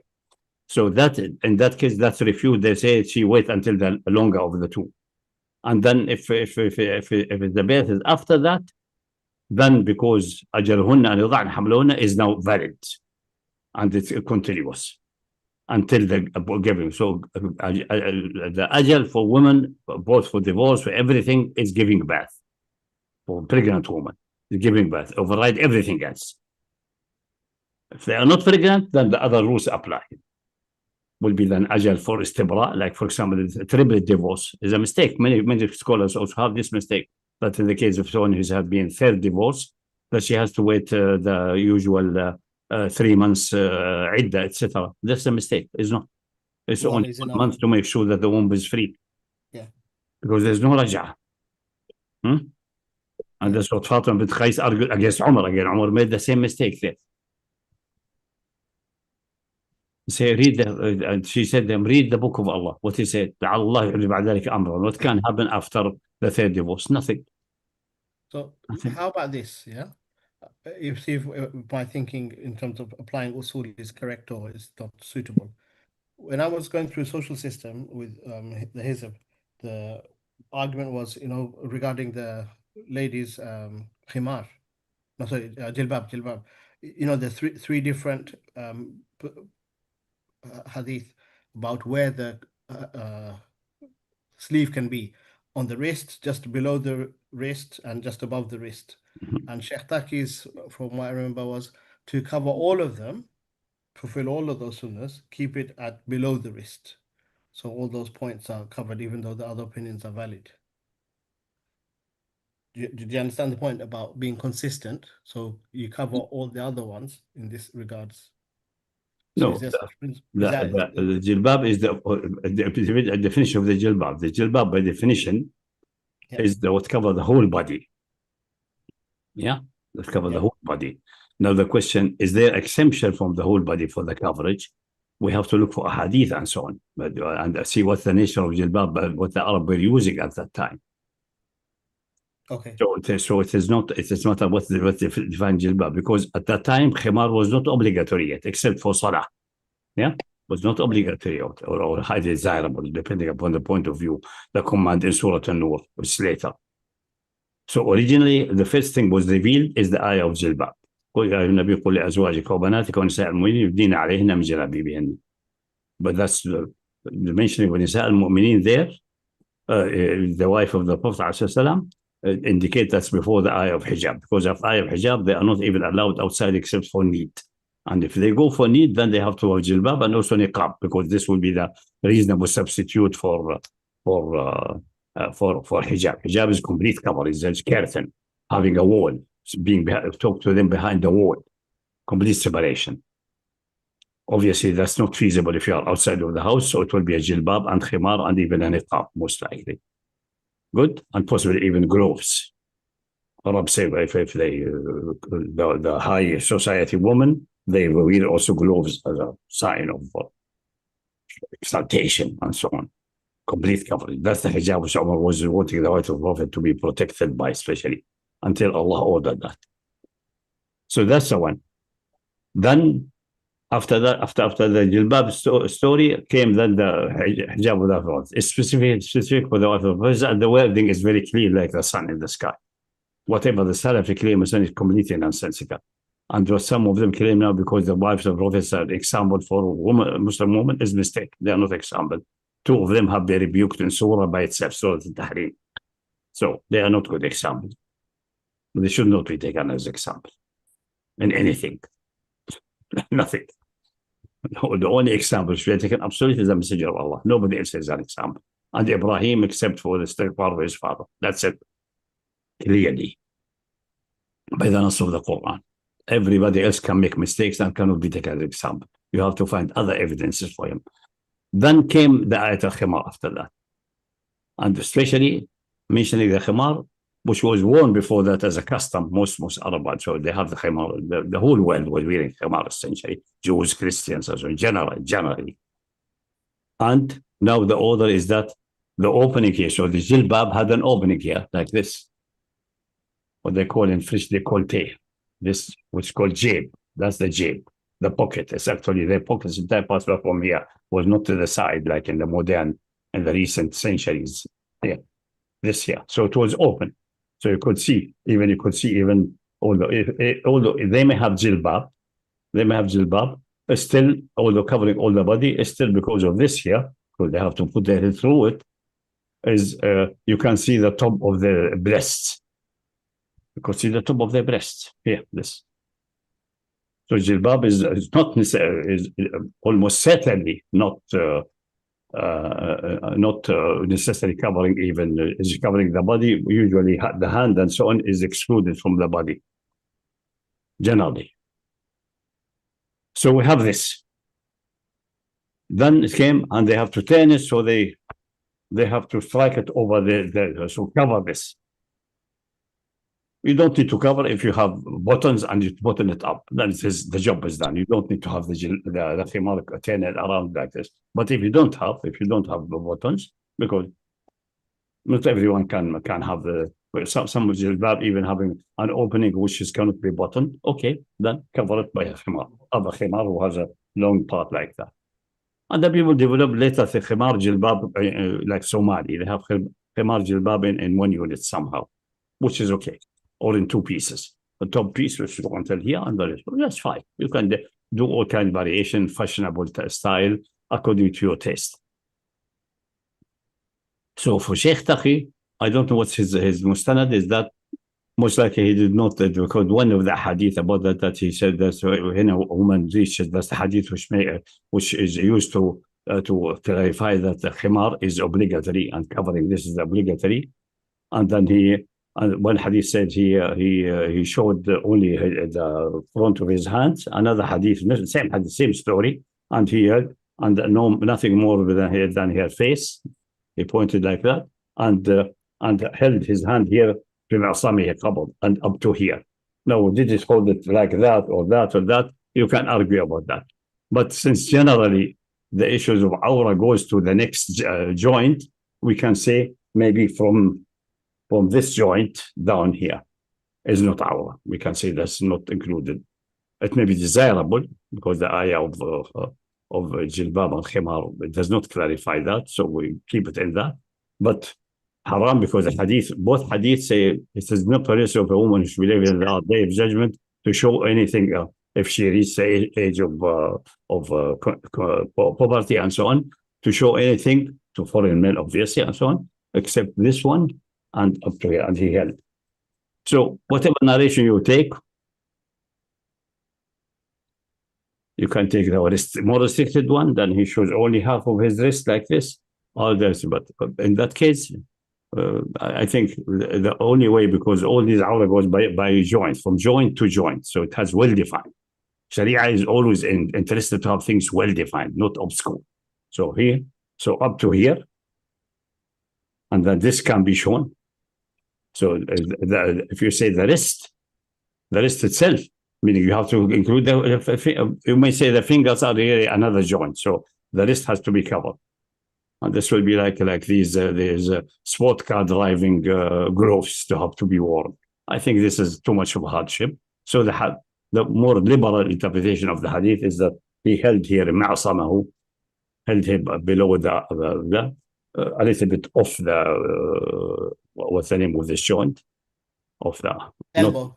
Ankle, of the ankle, yeah, off it a little bit, so to indicate this is the limit there. So usually when you have something with it will not go exactly there. If it's there, it's very difficult. So it has to go below it, so it covers it correctly. So that's it. I think should interpret it more or less reasonably. If you go to waswasa, so because Sharia is based on easement generally and gentleness rather than harshness, I would say up to here. So like these clothing which have like a half armor, but going really below the ankle, but then you have the free hand, you can do your work and so on. Going all the way here, like Sheikh Taqi, I think that's not a good choice. It's not mandated by anything. Because the one narrator says ashara ila wajhihi wa kaffayhi. One said ashara pointed to wajhi without and kaffayhi. The other one said he surrounded his face like this and held his hand like this. This is more detailed. So we follow the more detailed, which is easier even.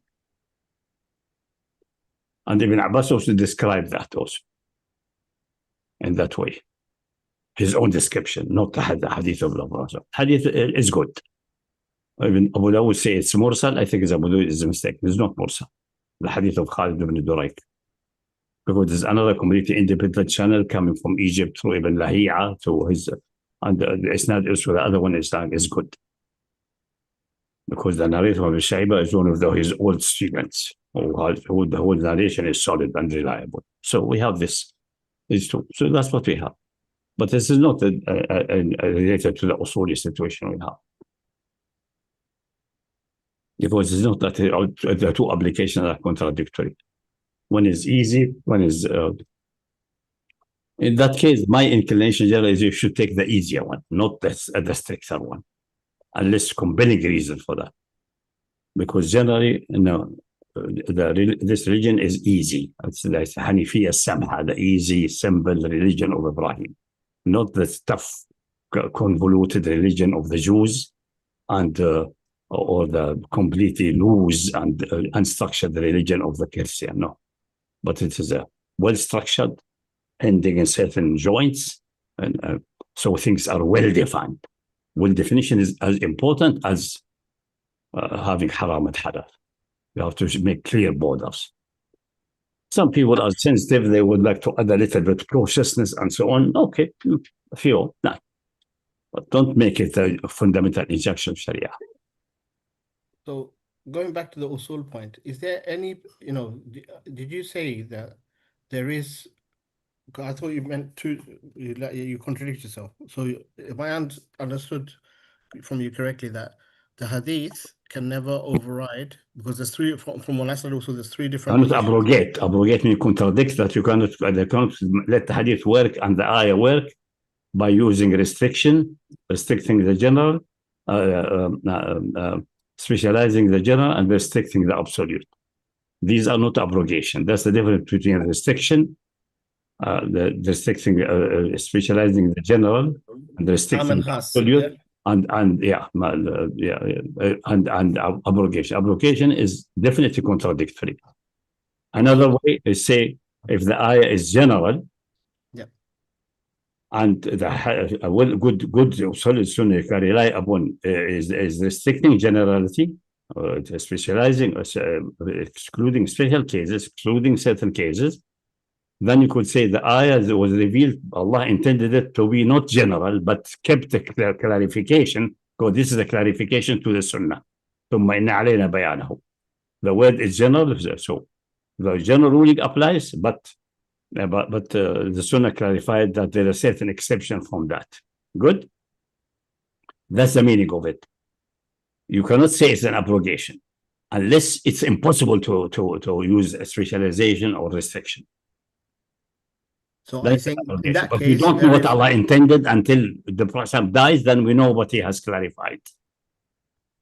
Oh, no, that's so. Are you saying that only if there is no way to reconcile a Sahih Hadith? Saying naskh is not acceptable. It should not. Anyone claiming naskh, say stop. You are wrong, because you're cancelling a law of Allah without an evidence showing that this cancellation is legitimate coming from him, not from you. But if necessity of reason force you to do that, then, like for example, is there any such case?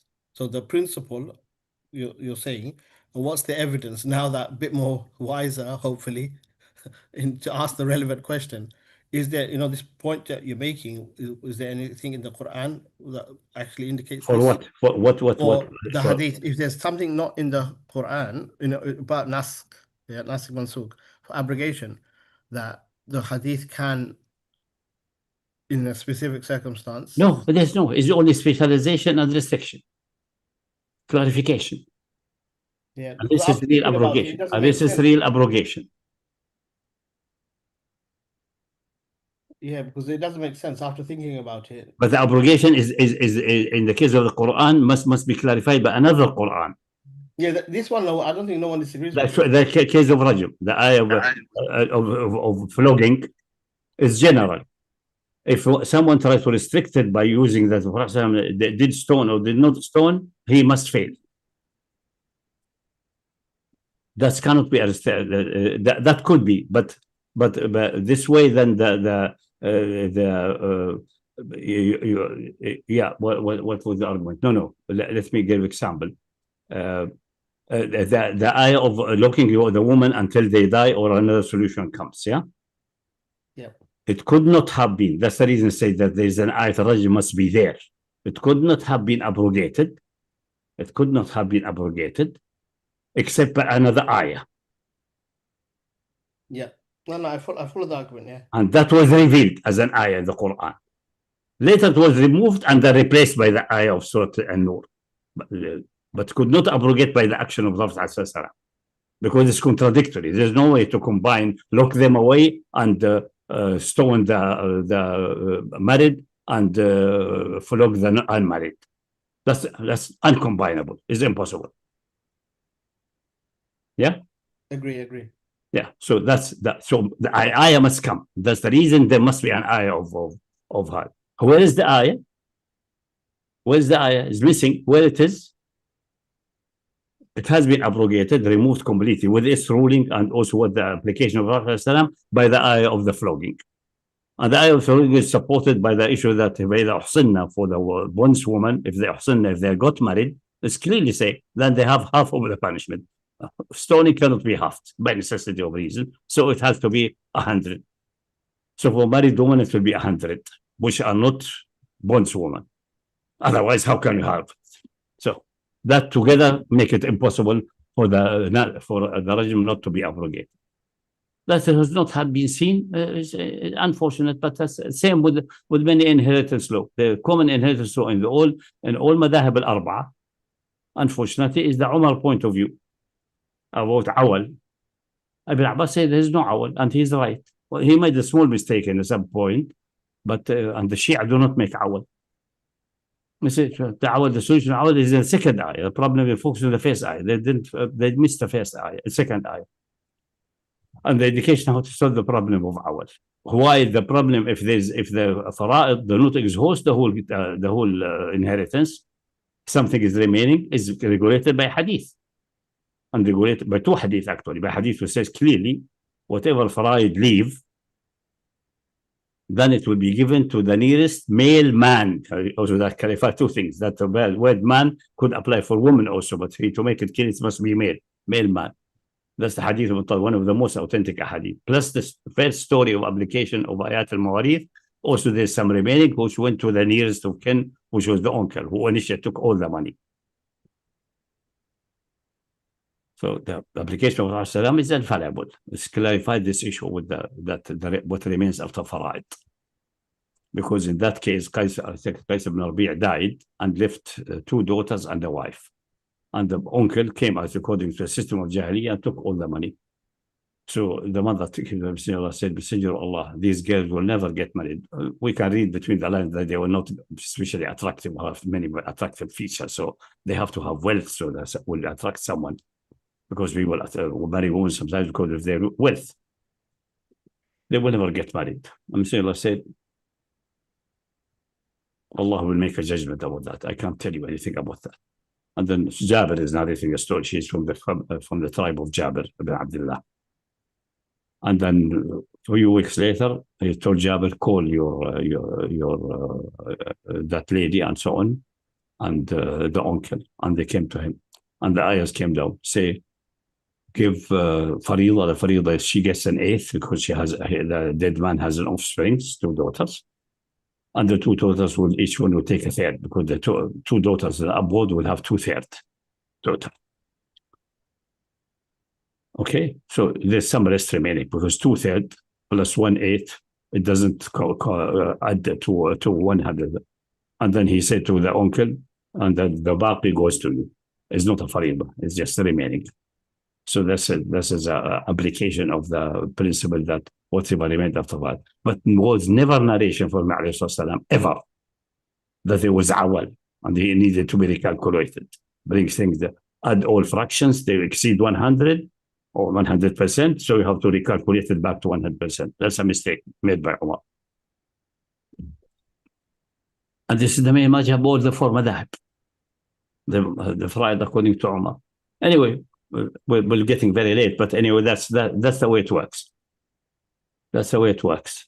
No, Umar, even Ali could not solve the problem of stoning by in case of Sharah al-Hamdaniyah. And we have two individuals. I am quite confident that it really has happened.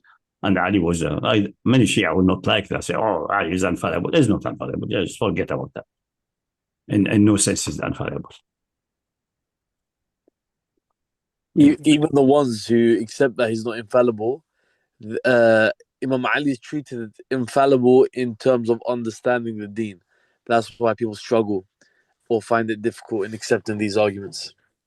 Yeah. Yeah. Yeah. So, but it's no. That's assembly. But he has much less mistakes than Umar. Definitely, no doubt about that. He's a better jurist and better thinker and so on. Even better in ranking in the ranking of the Sahaba. If we are fair enough, the first rank is competition between Ali and Abu Bakr, not Umar. Umar is way behind. But that has nothing to do with fadl and so on. Yeah, exactly. Infallibility is restricted to this one who died on Monday, the most likely some like the 9th or something of Rabi' al-Thani, Rabi' al-Awwal in the 11th year of Hijrah. And Wahi has stopped. No Wahi, no binding Wahi which give you new instructions. Only the optional from Ghaib, which is optional, give you good news and so on, private for you. And for those who will follow you. But it's not even, you cannot rely on it 100%. That's it, simple. Stick to that, you are safe. Okay, inshallah, let's call it a day. No. But that with the stoning really has to be done comprehensively, starting from the ayah of looking the moment away all the way to the end to show you the picture is very consistent. It is impossible to avoid the conclusion that the rajm must be mansukh. Even if the overwhelming majority did not see it, unfortunately. Unfortunately. But at the time of Umar, there were people consenting, dissenting, discussing that. And he mentioned the statement. He mentioned just a summary. Say some people say we don't find the rajm in the book of Allah. And Umar said it was in the book. That's what killed Umar's argument. He killed his own argument without noticing. Said we stoned that the messenger of Allah stoned, and it was in the book of Allah, and we're not that I'm not allowed to write anything in the book of Allah except what's already written there and fixed. I would write it with my own hand. Obviously, he cannot. They would cut his hand if he does that. It's impossible. And then that fact that it was there is certified by Ibn Ka'b and many others. And many other ayahs have been abrogated. And say after they have abrogated and removed and erased from those by wiping the sheets and clean them, say we are unable to remember them. Some we remember faintly, some we are unable. Genuinely unable, became unable to remember it, or remember it faintly in such a way. The various versions, some people say the narrated versions are differently, like a sheikh was sheikh, etc., or this and this and various versions. This indicated it is a fabricated story. No, it indicates that this abrogation in the time of Prophet is also going to the level that the Sahaba cannot remember it. Look at this story. One time he led the salah and he skipped an ayah. And then after finishing the salah, where is Ubay present? Where Ibn Ka'b? Ubay said, yes, I did skip an ayah earlier. Why didn't you make fath on me? Why did you remind me of the ayah? Ubay said, I thought it's abrogated. They say, you do fath on the imam. That's a general ruling until Yawm al-Qiyamah. But if the imam is the messenger of Allah, if I correct, meaning it's not abrogated. I skipped it, I forgot it. Allah made me forget it for some reason. If I don't, then it is abrogated. Then you can conclude it's abrogated. But not this. The possibility of abrogation is not enough. It must be certain. For that, you just make fath. Remind me this ayah. Ustad, this links to the topic of, there are certain ahadith of Ibn Umar and Aisha saying that this surah was very long, but it's not long anymore. And Ibn Umar says many. Many of that. This what you're saying can be linked to this topic of many of the Quran has been abrogated. Even the lafz. Many things. Also, the hadith about the 10 known or 10 well-established breastfeedings make tahrim. Then it was abrogated with another ayah, and both are not in the Quran anymore. They're taken out of the Quran. And some people say, Aisha claimed it was a sheet under the bed of the Arsh. Yeah, because the sheets of the Quran are very valuable. The people are poor at that time, and the sheets are very expensive. So they take it out and then they wipe it out, or leave it until time comes and they wipe it up and write something new on it, either a letter or another Quran or something like that. That's also common practice. So all of this is consistent, does not produce any problem. If you look at the picture correctly, it doesn't produce any problem. And the Quran says clearly, that's the evidence that it has to be with another ayah. Either nunsiha, it says being forgotten. It can happen. For example, one time, the Prophet read an ayah to them, or a bunch of ayahs, and the next day when they came to write it down and put it in its appropriate place, they memorized it, and then to be written next day or something in the evening. The same Messenger of Allah yesterday, they read several ayahs. One ayah, we know there is an ayah, faintly, but we are unable to remember it. But I smiled and said, it has been lifted. I don't remember it myself. So it was not even written for even writing. And even after writing, it can be removed by these sheets, like the very hadith of Aisha and so on. Yeah, so add more to the miracles in the Quran. There's the process of combining the Quran is much more complex than people think. And still, on the ultimate text we have, which was in the final Mus'haf, which Uthman ibn As took, and then the copy of Hafsa, which we hope and believe that it is copy of that what the Messiah had, and that what in the Lawh al-Mahfuz in an abstract sense, is that one, as it stands, is full of miracles by itself. Despite of all this seems to an impossible way of adding and subtracting and abrogating and so on. It's add to the miraculous nation, not the opposite. But people do not think analytically. This is a historical reality we cannot deny. Now we have a book in our hand. We know it goes back to the Prophet with certitude. Is it from outside or from him? Now that's a question. We know the process, and we know this is the physical one we have is at least what Hafsa and Uthman ibn As have, because the fragments of Birmingham are most likely maybe Uthman ibn As or one other Sahabi, which is about 20 pages.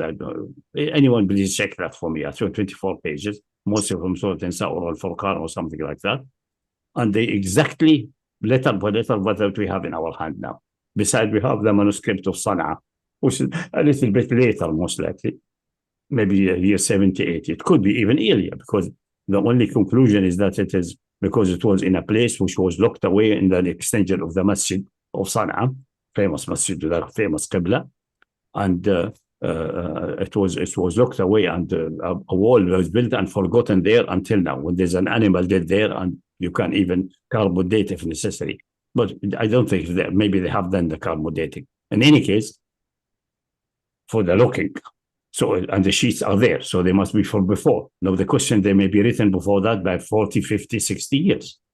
Not necessarily in the time of Al-Walid ibn Abdul Malik, maybe before. Maybe it's one of the Uthmani. Maybe it's the Uthmani who sent to Yemen. That's the reason so valuable they put it there.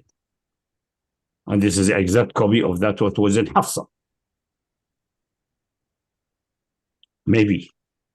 Further research must be done in that. So we have this one. And we have the collection process for so many narration, which is impossible to deny that the process was extremely complex. Composing the Quran, Ta'rif al-Quran, etc. In the time of Prophet, with his supervision, with his advice, do this, don't do this, so make this. So, that complex process ending in a document which is internally consistent and miraculous, despite of the process which looks almost chaotic. There's some contradiction there to claim that this is a human work.